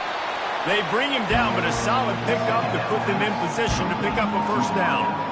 When we see another catch by this guy, this defense is going to need to do a better job of tackling the catch. in coverage, I know they want to slap the ball away, but if you can't do it and force the incompletion, you've got to at least make sure you're able to drag him down to the ground as soon as he catches the ball. On third down, he'll try to pick it up through the air. Pocket starts to collapse. And a little too much adrenaline on that throw never gave his receiver a chance. I know this offense came out here in the second half hoping to build on their one-possession lead, but after that incompletion, I think the smart thing is to just kick it away here and let your defense play and try to get it back to you without giving up any points. The Hilltoppers will punt this one away. The punters have had the day off up to this point, first one of the game. Hand goes into the air for the fair catch, and the catch is made around the 40. The offense set for a first down play.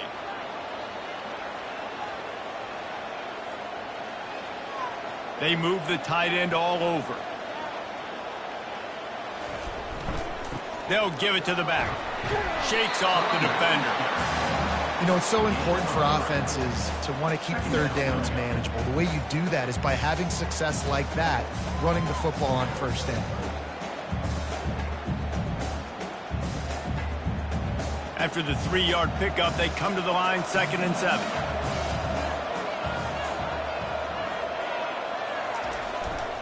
They'll try the run.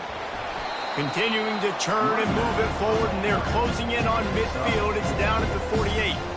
And, you know, when we talk about great third down defenses, it really starts with them getting stops on first and second down. You've got to get those stops early in the drives to set up third and long, so that's a missed opportunity on that second down by this defense. It'll be a run on 3rd and short. That'll be enough for the first down as they stop him at the 43-yard line. All right, defense, that's what we can't do. We can't give up this many chunk yards on the ground. Got to commit more guys to the line of scrimmage. Got to get those running backs on the ground. That's way too easy. The Huskers have it with a 1st and 10. Wide receiver coming across in motion. Leaves it with the running back.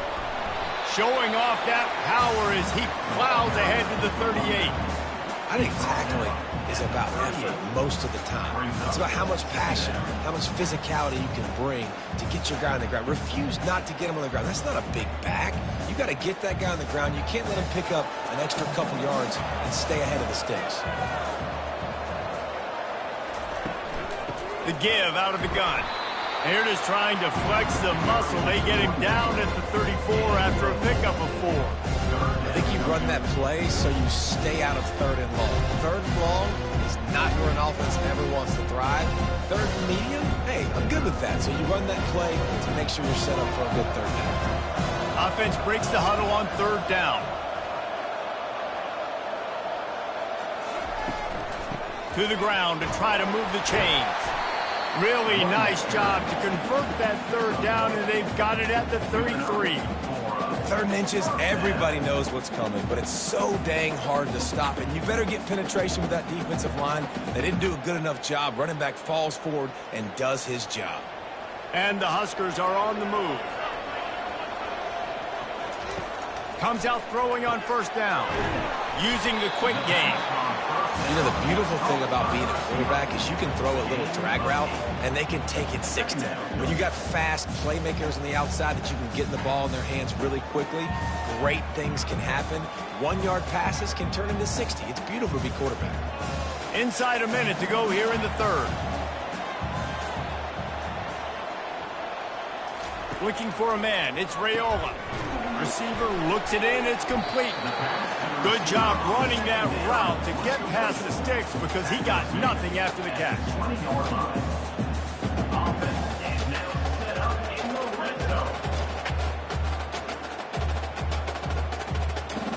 This offense hasn't found the end zone yet. Starting to move. It's 1st and 10. Trying to cap this drive with the pass. Makes the grab. It's Banks. They stop him almost immediately. Short gain there, and still a little ground to cover to pick up the 1st. Nice job by the receiver on the in route there. And how about the speed? After he made his break, he was able to actually separate a little bit from the DB, helping out his QB on that one.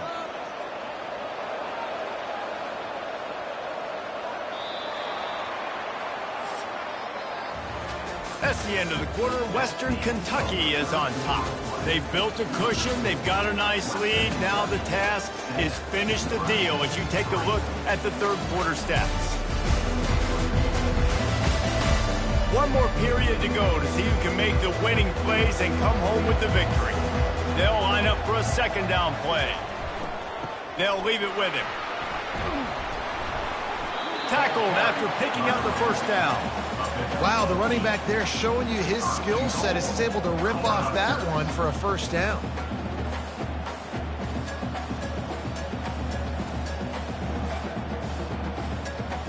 So the opportunity with a touchdown here to take a fourth quarter lead.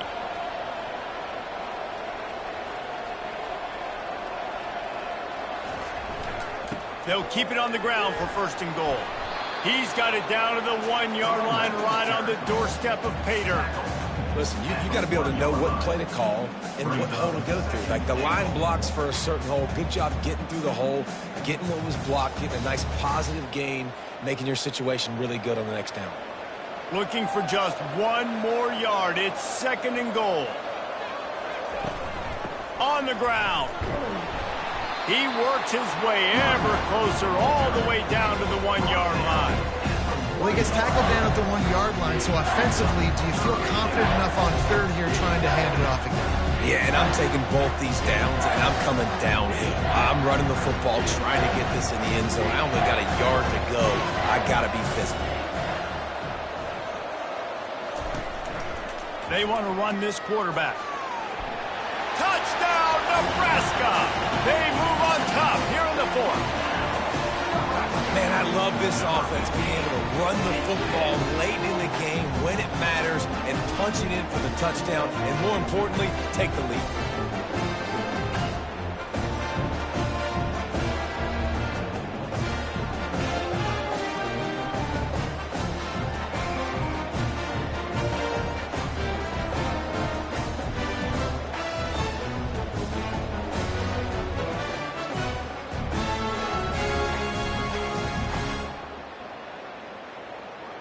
If he can make this one, the lead will be 3.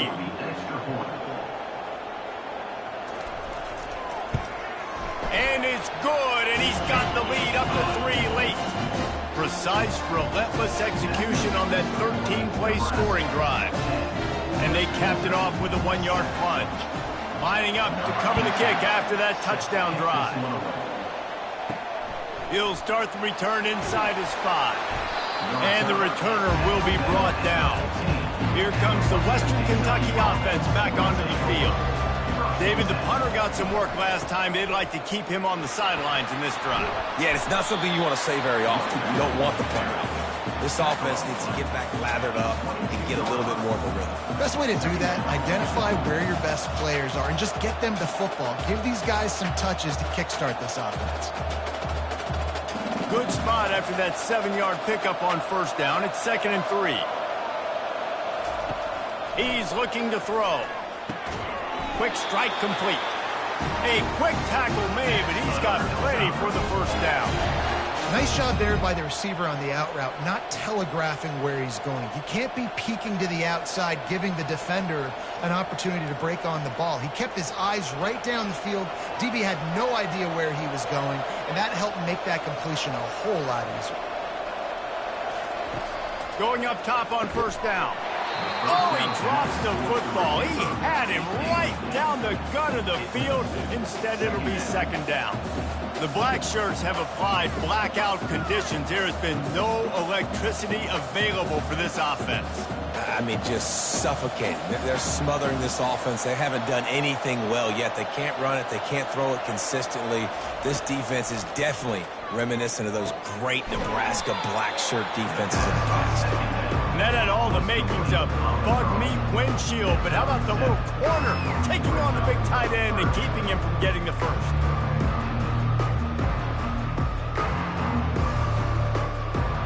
The crowd is going to tell you the result of this when they are into it on this huge 3rd and 3.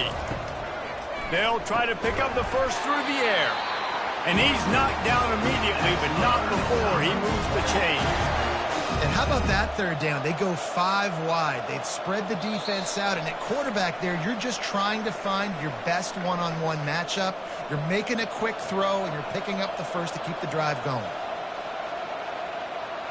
And the Hilltoppers are marching down the field.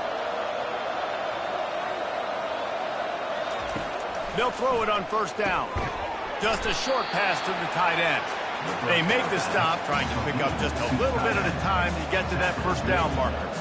You just get the feeling this defense is going to make it hard on them, right? They've got the lead, it's late, and they're going to try to tackle everybody inbounds. Offense is going to have to really work for this and be smart. You got to attack the sidelines. You got to throw first downs. You got to keep this thing moving vertically down the field. They've got the screen set up. Makes the grab, and it's enough for the first down before he's dragged to the ground. I love the patience by the quarterback on this drive, too. He's not getting greedy. He's not forcing the ball somewhere where it doesn't need to go. He's just taking what the defense gives him, and this offense, therefore, is matriculating down the field. It's a first down. They'll stop the clock to reset the chains. Offense up tempo. He'll just keep slinging it. Hit as he throws. It's caught. They are finding soft spots in this defense. He's got it down to the 25. And this quarterback is going to have to be deadly accurate here in this 2-minute situation, right? And that's really what he's had to be all game long. He hasn't had a lot of yards because the coverage has just been so tight. He's had to be pinpoint perfect. It's been hard just to find completions, and no doubt that's going to be the same thing here in this 2-minute drive. Wants to throw on first down. Quick completion on the out. They immediately call timeout, trying to preserve every second they can to try to rally here late. And these quarterbacks have to really trust their wide receivers that they're going to be disciplined and run to the right route when they're throwing that ball to the outside like that, because those corners are sitting there on the inside, and the worst thing that could happen is to miss inside and that cornerback can go in the other direction. And they make the stop, and this offense has it inside the 5, and they are threatening. And when you get zone coverage and you're running curls and the wide receiver sprints off the ball, you know what happens? That DB starts to bail, and that wide receiver comes back, and it's easy pitch and catch. Touchdown, Topper! And in the final moments, they've taken the lead. Man, this game has been incredible to watch, and the offense comes through late in the game, takes the lead. What a clutch drive by this offense. Now, I'm looking at you, defense. You got the lead late in the game. I need you to go put this thing on ice and win it for me.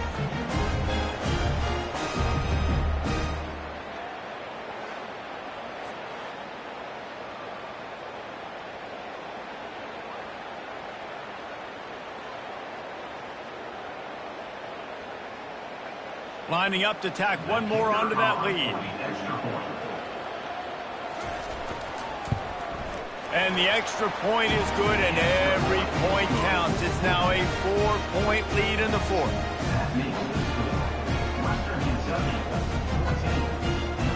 Now that they have the lead, this kickoff unit has to stay in their lanes, create some field position, and hand it over to the defense. And he'll bring it back. Didn't find any crease in that kickoff coverage, and he'll be stopped at the 17. And here comes the Nebraska offense back onto the field. Okay, one possession game. You've got some time to work with, but you have to make up some ground quickly, David. You got to be smart. Can't throw in front of the sticks. Can't get tackled in front of the sticks. Make sure we're taking some shots down the field, chewing up some yards. Jesse, the defense will be vulnerable here. Yeah, and I think because of that, David, offensively, you got to have a plan. You got to know where your best matchup is out on the perimeter and who can make the big catches here in small windows. Yeah, and it's hard. This is the hardest time because you got to have plays and you got to have scripts, because you know they're sitting back with all the DBs on the field in a dime package playing pass.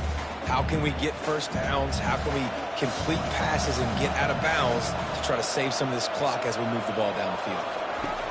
They'll go back to the air on second down. And he really needed to hold on to that one, but it was knocked loose, and third down is coming. This late in the game, fourth quarter, go time, we got to make plays. We got to go to those things that really, really work well. We can't waste too many more downs. I know it's third down coming up, but we got to put this thing in full throttle. Dropping back, it's Raiola. Another incompletion on third down.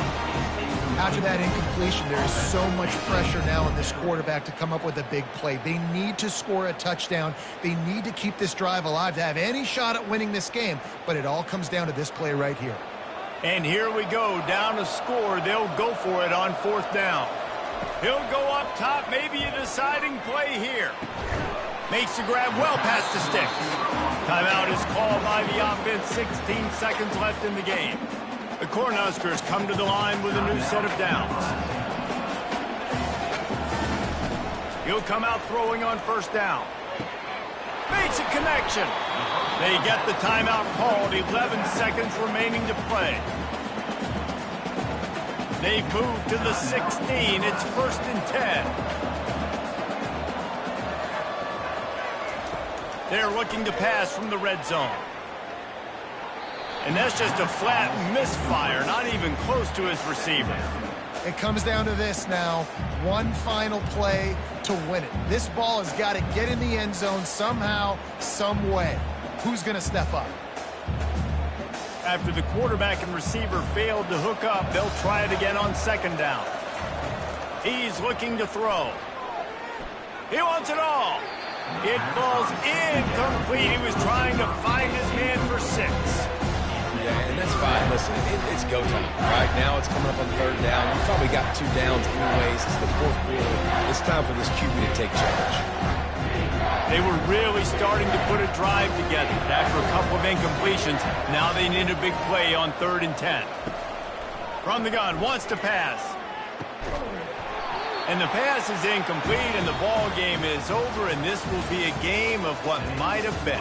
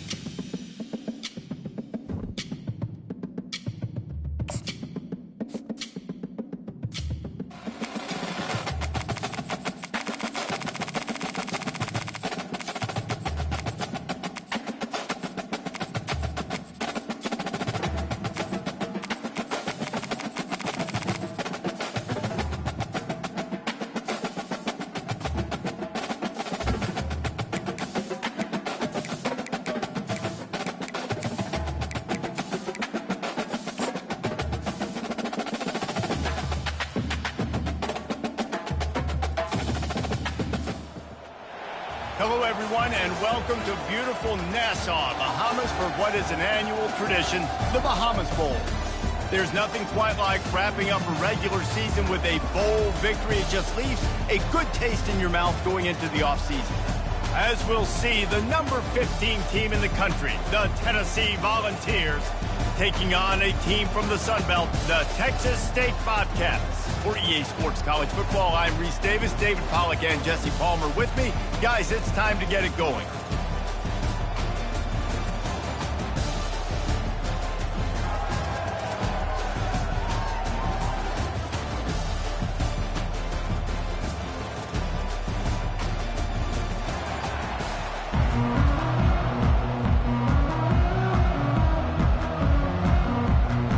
Kickoff team out there ready to tee it up and get this bowl game underway.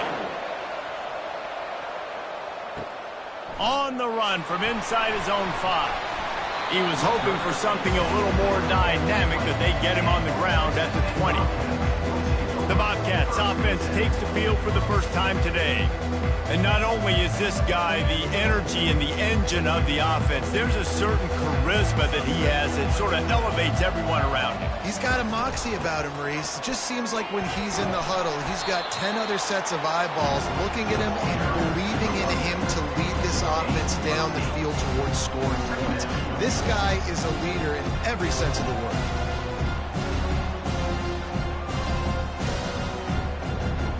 And the Bobcats want to move quickly.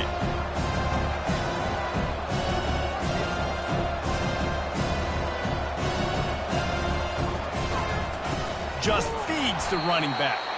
He's dropped behind the line of scrimmage. That'll be a loss of 3. That is a great play by the defensive end. The most athletic players on the field play defensive end. Yes, you heard me, Jess, Reese. Exactly what I said. Great get off. Great job getting the backfield, making the play. Now they'll face 3rd and 4 in their first possession of the game. Looking to pass. It's McLeod. It's complete on the right side. And they knock him down, but he got past the line to gain. I think that receiver really had 2 choices there. Catch the ball, or he was going to wear it in his chest. Yeah, he was going to be maybe taking an ice bath after too many of these curl routes. He catches them in the body like that. This quarterback has a cannon arm. The receiver found the soft spot in the zone, and, man, the quarterback gave him no choice. Coming after him. Caught in the backfield, it's Fox.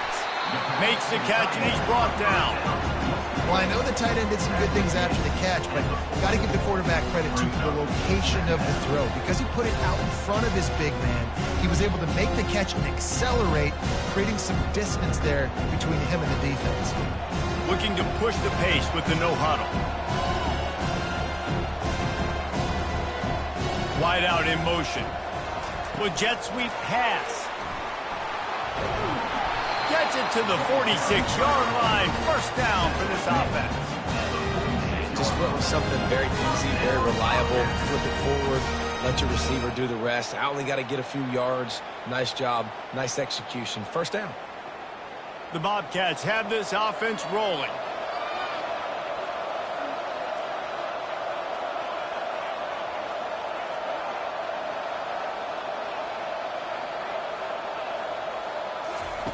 Looking to move it through the air. Got a man, it's Wilson. Really good offenses are able to attack short. You got to be able to attack the whole field to make you honor that underneath part, then the intermediate part, and then you take shots down the field. This will loosen up some shots for later in the game. Right on target with that last pass. Now it's 2nd and medium.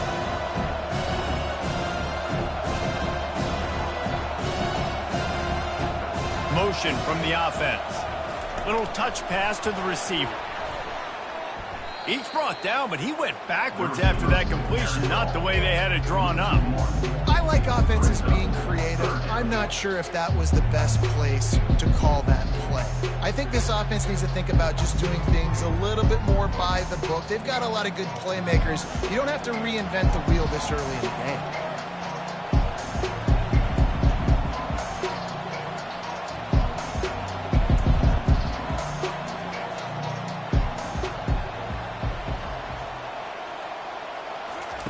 They're going to throw it again. Feeling some heat. He didn't have a whole lot of time to get rid of that one. The defense was all over him right after the snap. No wonder that thing fell incomplete.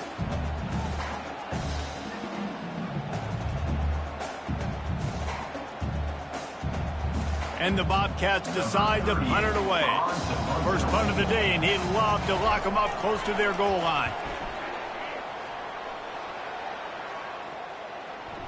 And that is textbook instructional video. Out of bounds right around the goal line. So Tennessee's offense will go to work for the first time. As we take a look at our impact players for this game, David, what do you look for to make an impact from your leaders? Your leaders not only have to lead the football team, but they got to step up and make plays on the field, keep everybody calm. These guys typically do a really good job of it. Yeah, David, and they also generally set the tone for their respective football teams. Regardless of which side of the ball they play on, the teammates look towards them to step up in big games like this.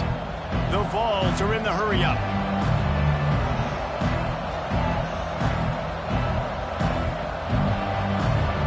To throw, it's Iamaleava. Unloads to the wideout. Got his man downfield. A big gain there as they did a tremendous job working the middle of the field.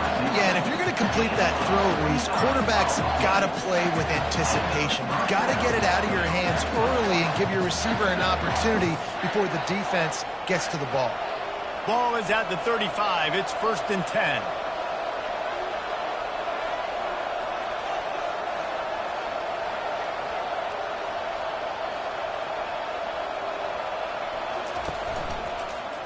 He'll pull it on the read. And after the stop, that is going to put a bow on this first quarter. It has been all defense all the time in the early going as we wrap up the first quarter, and the stats certainly reflect that.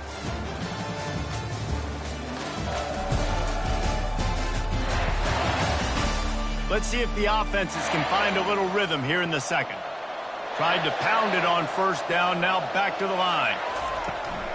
Power football with the run. And he's able to find a little bit of running room before they get him down. And runs like that are like body blows in a boxing match. 4, 5, 6-yard gains early turn into 20, 30, 40-yard gains later. They really wear down defenses, and they test their physicality. This defense will try to force a 4th down on 3rd and short from the 45. They'll try to get the first through the air. Caught in the backfield. It's Sampson. Just couldn't find any room, and he wound up throwing it in reverse. They lost yardage. Well, so much for putting a drive together and getting into plus territory. They got it out in the flat, but just nothing doing. Yeah, and I get it. You don't want to make a mistake in your own territory and maybe give up points or set them up for good field position, but that was not open. Just checking it down to your running back basically in the flats, and it went nowhere. There was no space. Just not a good play. Make sure he doesn't get backed up any further, signals for and makes the fair catch at the 10. From the gun, they'll try the middle. He's knocked down in the backfield. He'll lose a couple. So first down didn't exactly go according to plan. Let's see what they can dial up on 2nd down. Reese, I got him right where I want him. Okay, I'm going to throw the football. Now I can get back in shotgun. Let's forget the running game stuff. We're going to play a little pitch and catch and see how good that secondary is. To the air, it's McLeod. Using the back as a receiver on the screen. Didn't have much room to run and not a whole lot of help. Short gain there and still plenty of ground to cover for the first down. Yeah, and you're going to see this offense find different ways to get this running back involved. It's not just going to be on handoffs, and they're certainly going to line him up in different places and even throw him the football. But the screen game's a big part of it, too. They're trying to get him going there. Trying to move the sticks on 3rd down through the air. Finds his back in the middle. And oh, he was off to the races after the catch, and they finally drag him down. They built this offense around finding mismatches and just get the ball to the back and let him do his thing. Yeah, it didn't have to be long down the field. Like it threw it right near the line of scrimmage, but you know I got a guy, when he gets in space, he can make big plays happen. Nice decision by the QB. Wide receiver shows motion. Touch pass on the jet sweep. Finding a way to put that foot in the ground and get it up to the 37-yard line. Man, the defense, you hold your breath. When this receiver has the football out in space, you have got to make sure you're playing with outstanding pursuit. Nice job there, but as this game goes on, you've got to keep an eye on this guy and make sure they know where he is at all times. Touch pass on the run. Works his way to the 41, and that is plenty to give him a first down. You think about when you have those guys on the move, man, he's already flying so fast, and I got to adjust my angle as a DB and make sure I keep outside contained. And it's a really easy play to run to get positive yards, especially in a situation like that where you're looking for the first down. You run that play, you get it. Nice, easy breezy. He's looking to throw it. They're trying to get to it. And the defense gets to the quarterback. And come on now, O-line. You got to take care of your quarterback. He takes care of you. He's the one who takes you to meals. He's the one that gets you those NIL deals. Everything happens through your quarterback. You got to keep him upright. That is your #1 priority.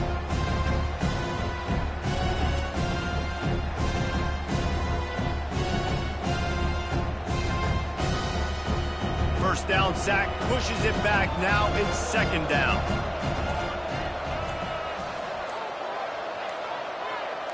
Dropping back, it's McLeod. Throws to the wideout. And it'll be incomplete. This is some physical pass defense.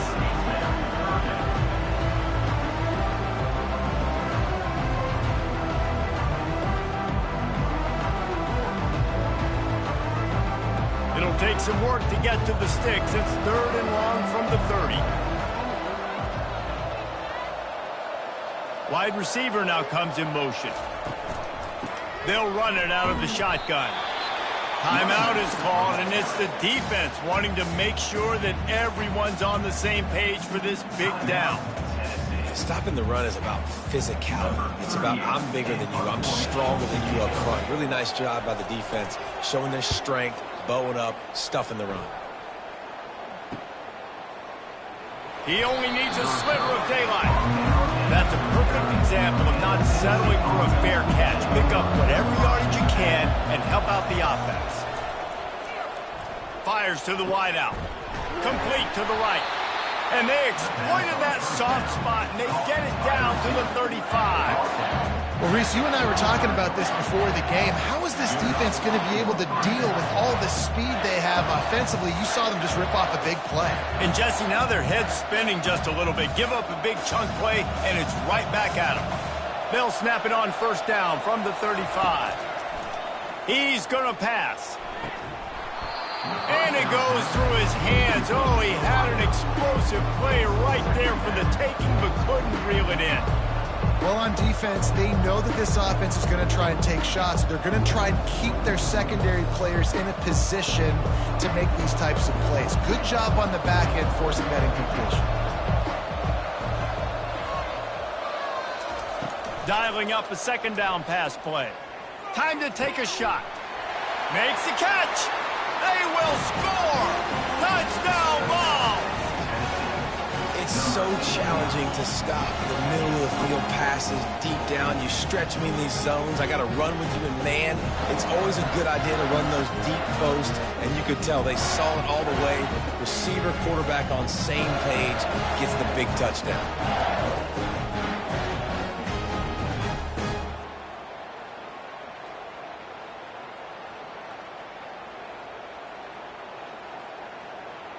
They'll try to add another to their lead.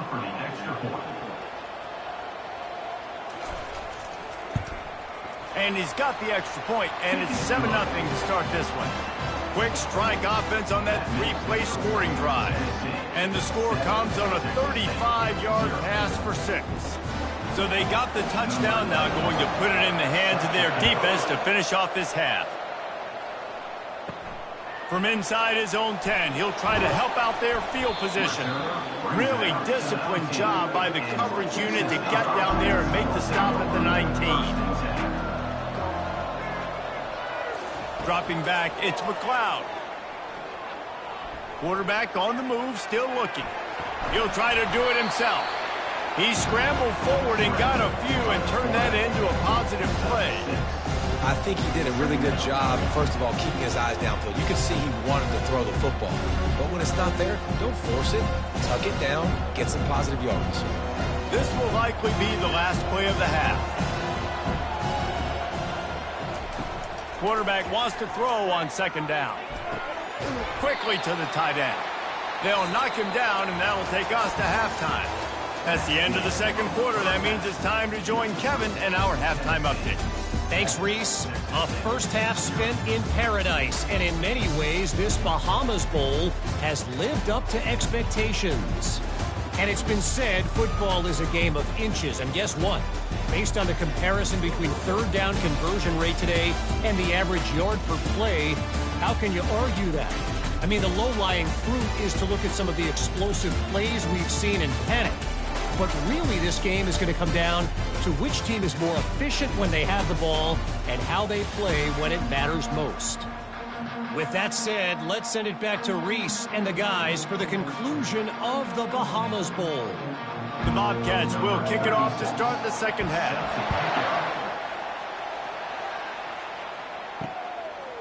And it'll be a touchback. The ball will come out to the 25-yard line. The Volunteer offense is back, and they hope it's touchdown time in Tennessee. He'll do it himself. Got room at the 35. He showed it all there. A little elusiveness, a little power, and he's got the first down. Well, this is one of the fastest quarterbacks in college football, and that's why the option's a good idea, because if he can get out in space and he has a chance to get downfield, he is really difficult to tackle, and he's very difficult to catch, as you saw in that last play, getting a first down.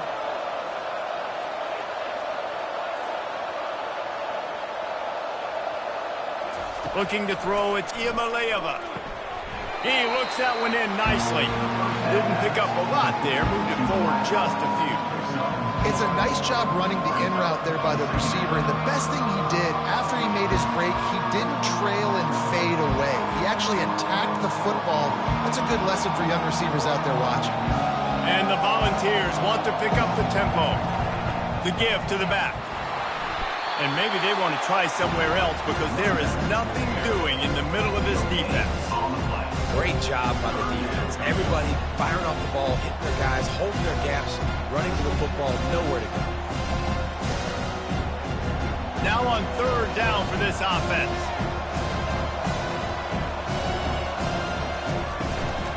Leaves it with the back.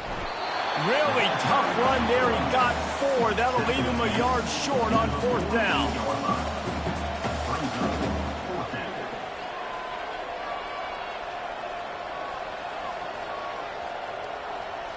And the Vols will bring the punt team onto the field. This will be the second time they've had to kick it away.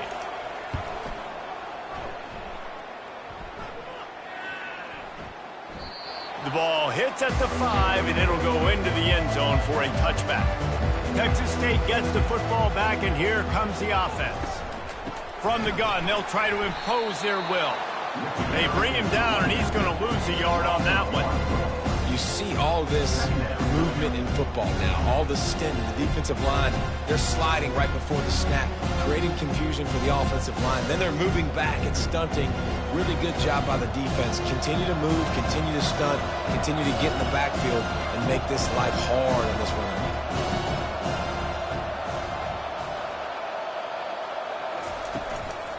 Rides to the back. He's knocked down in the backfield. He'll lose a couple. You know, the one thing you can say about this defense, they pursue the football. The first guy might miss, the second guy might miss, but there's going to be more and more hats flying to the ball carrier. You saw it on that play, getting the tackle for loss. And the running game has collapsed so far on this drive, and now it's third down. Looking to throw, it's McLeod. And the quarterback goes down at the 11-yard line. On third and long, you know what's coming. It's exactly where you want to get an offense. The passing game has to come out. You go nickel, bring some more speed on the field, and the defensive line gets home and gets the sack to force the fourth down.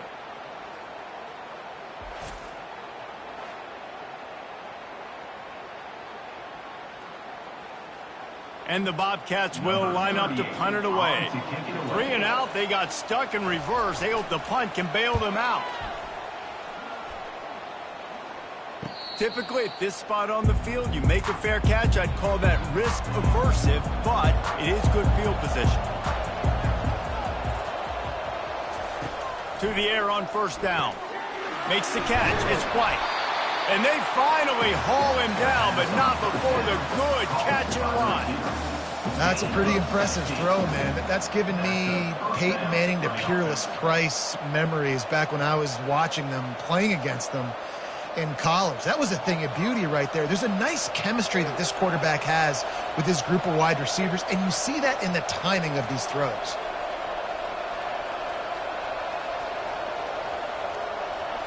A little pre-snap eye candy for the defense. Got his man quickly.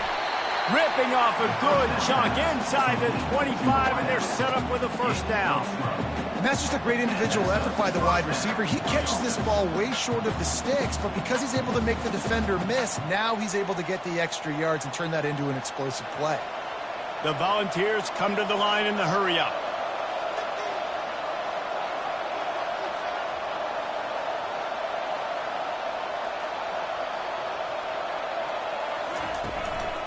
Leaves it with the back. They bring him down, and he's going to lose a yard on that one. So he gets stuffed on first down, and now you have the offensive coordinator thinking a little bit. Yeah, we're probably going to have to throw it now in this second play. But what are we going to see defensively? Now that they know we're throwing, might they blitz us? Do I have to leave more guys in to block? There's a real cat and mouse game going on right now between these two coaching staffs. Here's the handoff. What a nifty run there to pick up the first down.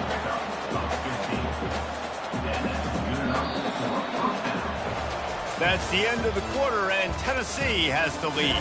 They've done the work to build a nice cushion. Now to bring it home as we check out the stats after 3 quarters. Not only is the scoreboard on their side, but so too is time as we open the 4th. The give to the running back from the shotgun. He'll be brought down at the 5-yard line, and this defense is on its heels. Man, that's the advantage of having a good coaching staff that teach these players in this type of situation with the lead late in the game. You want to stay in the field of play and keep the clock ticking. They do that after that nice run. Going to work in the red zone, they can't pick up the first down without getting it into the end zone. He'll keep it himself. And he waltzes in for the score. Touchdown, Tennessee! It's just so nice to have a signal caller who can make plays through the air and make plays with his feet like this. Runs in for the touchdown. The defense knows I have to account for him every play. That's my quarterback.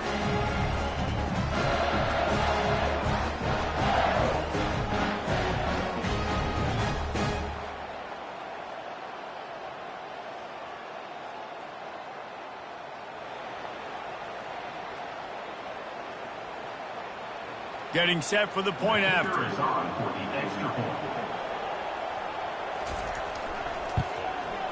And the extra point is true, and they have a 2-touchdown lead, up 14 in the 4th.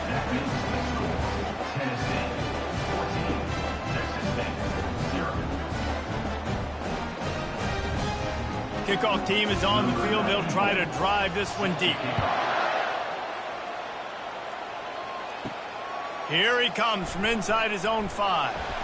He was looking for some running room, but not much to be found as he stopped at the 18. Texas State has the football back, and they'll go on offense. They're bringing heat. Not much of a chance there. He just had to get rid of it to avoid the sack.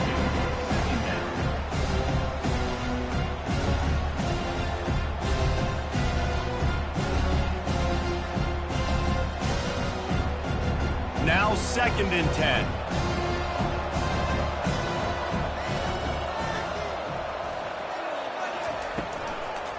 Gives it to the back on the draw. Jukes his way for more. Nifty run there. Pickup of 6 out to the 25. It's a nice game, but the big theme here is they just haven't been able to get the run game going on offense. They've been very one-dimensional. They're just not being physical enough at the point of attack. The Bobcats will hustle to the line.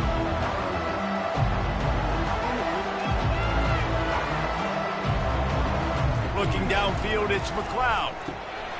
Good timing on the quick out. He's run out of bounds, but he's got enough to move the sticks. I think if you're the head coach at this point, you're telling your offense, it doesn't matter what's happened up to this point of the game. Obviously, things haven't gone our way, but we have a chance to execute in a 2-minute situation and give ourselves a chance to win. Let's go do it one play at a time. Trying to find his man on first down. Got him downfield. They'll get him on the ground at the 46, and it'll be a first down. How crazy is it that one of the best receivers in all of college football just made his first catch in this big of a game? You've got to give the defense tons of credit. They've had a plan for him. They've limited him, and that's why they're going to win. And the Bobcats are moving quickly down the field.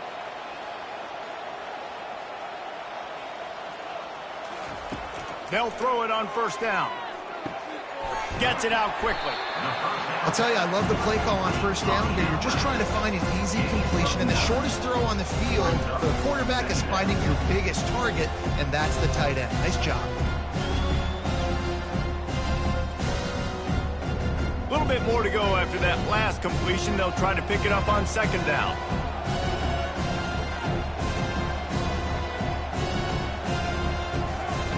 Looking to throw it again. He's got it. They are on the move down to the 32, and they pick up another first down. This offense has not put their best product on the field today. They've got no points to show for any of their efforts so far, but they've still got a chance. But if it's going to happen, it has to happen now in this 2-minute situation. This is where their playmakers need to step up.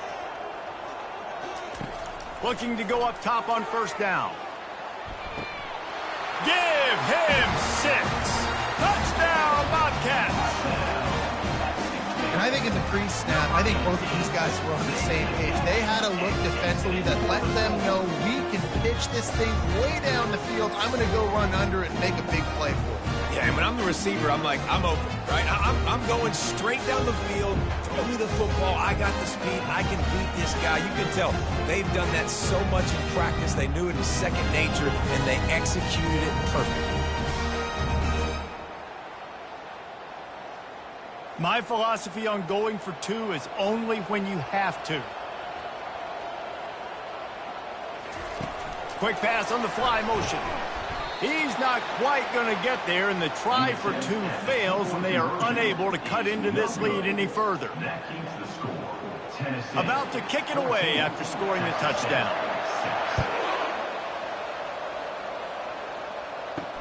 What kind of field position can he help them with on the return? And good work by the coverage team to knock down the return man. Tennessee ready to go to work the Big Orange offense on the field. Back to throw, it's Iamaleava. Quickly out to the tight end. And they pick up just a few on that completion. Nice job by the defense, staying glued to him, getting him on the ground as soon as he catches the football. Knowing he's a threat, I'm not going to let this guy get out of my sights. Nice job by the D.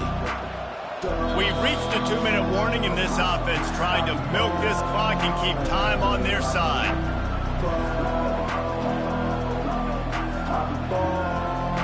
And here comes the offense on second down. They'll keep it on the ground. They want this clock to move. And they try the middle of this defense, and that is not happening. Defense uses a timeout quickly, trying to get that ball back and preserve time for their offense. Big third down play here. If they get a stop, you'll see an immediate timeout. Nowhere to run on that one. He loses 4 on the carry. Timeout called there by the defense, desperate to get the ball back and save as much time as possible. The Vols will try to pin them back with the punt.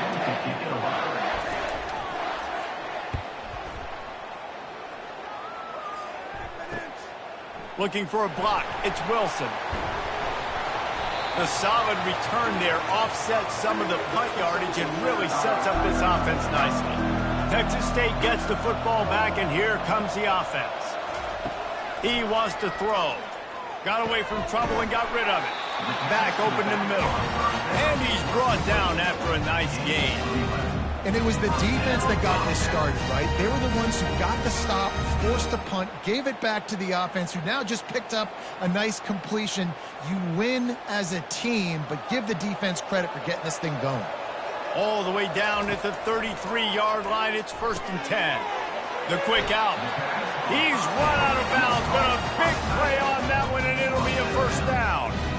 He knew exactly what they needed there, made the play, and got out of bounds to stop the clock. And you got to keep this turbo mode on, right? We got to keep going fast. The clock's running down. Fourth quarter, need a score. Great execution to get the first down. We need a lot more of this on this drive. Comes out throwing on first down. Pressure coming. Holds it in. And that's where they'll mark it, but a chunk play, and they pick up a first down. Just like that, a hat trick of completions, and they're on the doorstep. 3 plays, 3 beautifully executed plays. This offense is in a really good rhythm. This defense better change something quickly because this has been way too easy.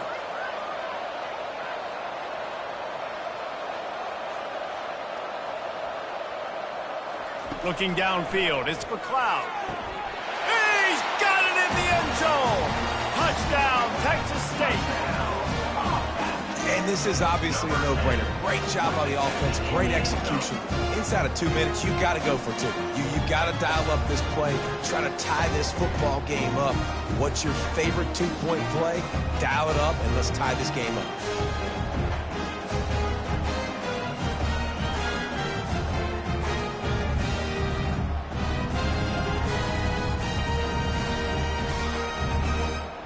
After the score, they need this 2-point conversion to tie. Fast motion from the offense. Trying to bully their way in. He's not going to make it in as this defense comes up with the stop on the 2-point conversion to hold on to their lead. Just over a minute to play. They're lining up for an onside kick to try to pull off this rally. They'd hope to get that thing bouncing around, but the hands team is able to corral it. And this is why you put your hands team on the field most of the time when you know it's coming, and you put those guys that are great catchers of the football. The first guys, what do? They go block. They go blow somebody up. The next guys catch the football, secure it, get your butt on the ground. And most of the time when you do this, the ball game is over.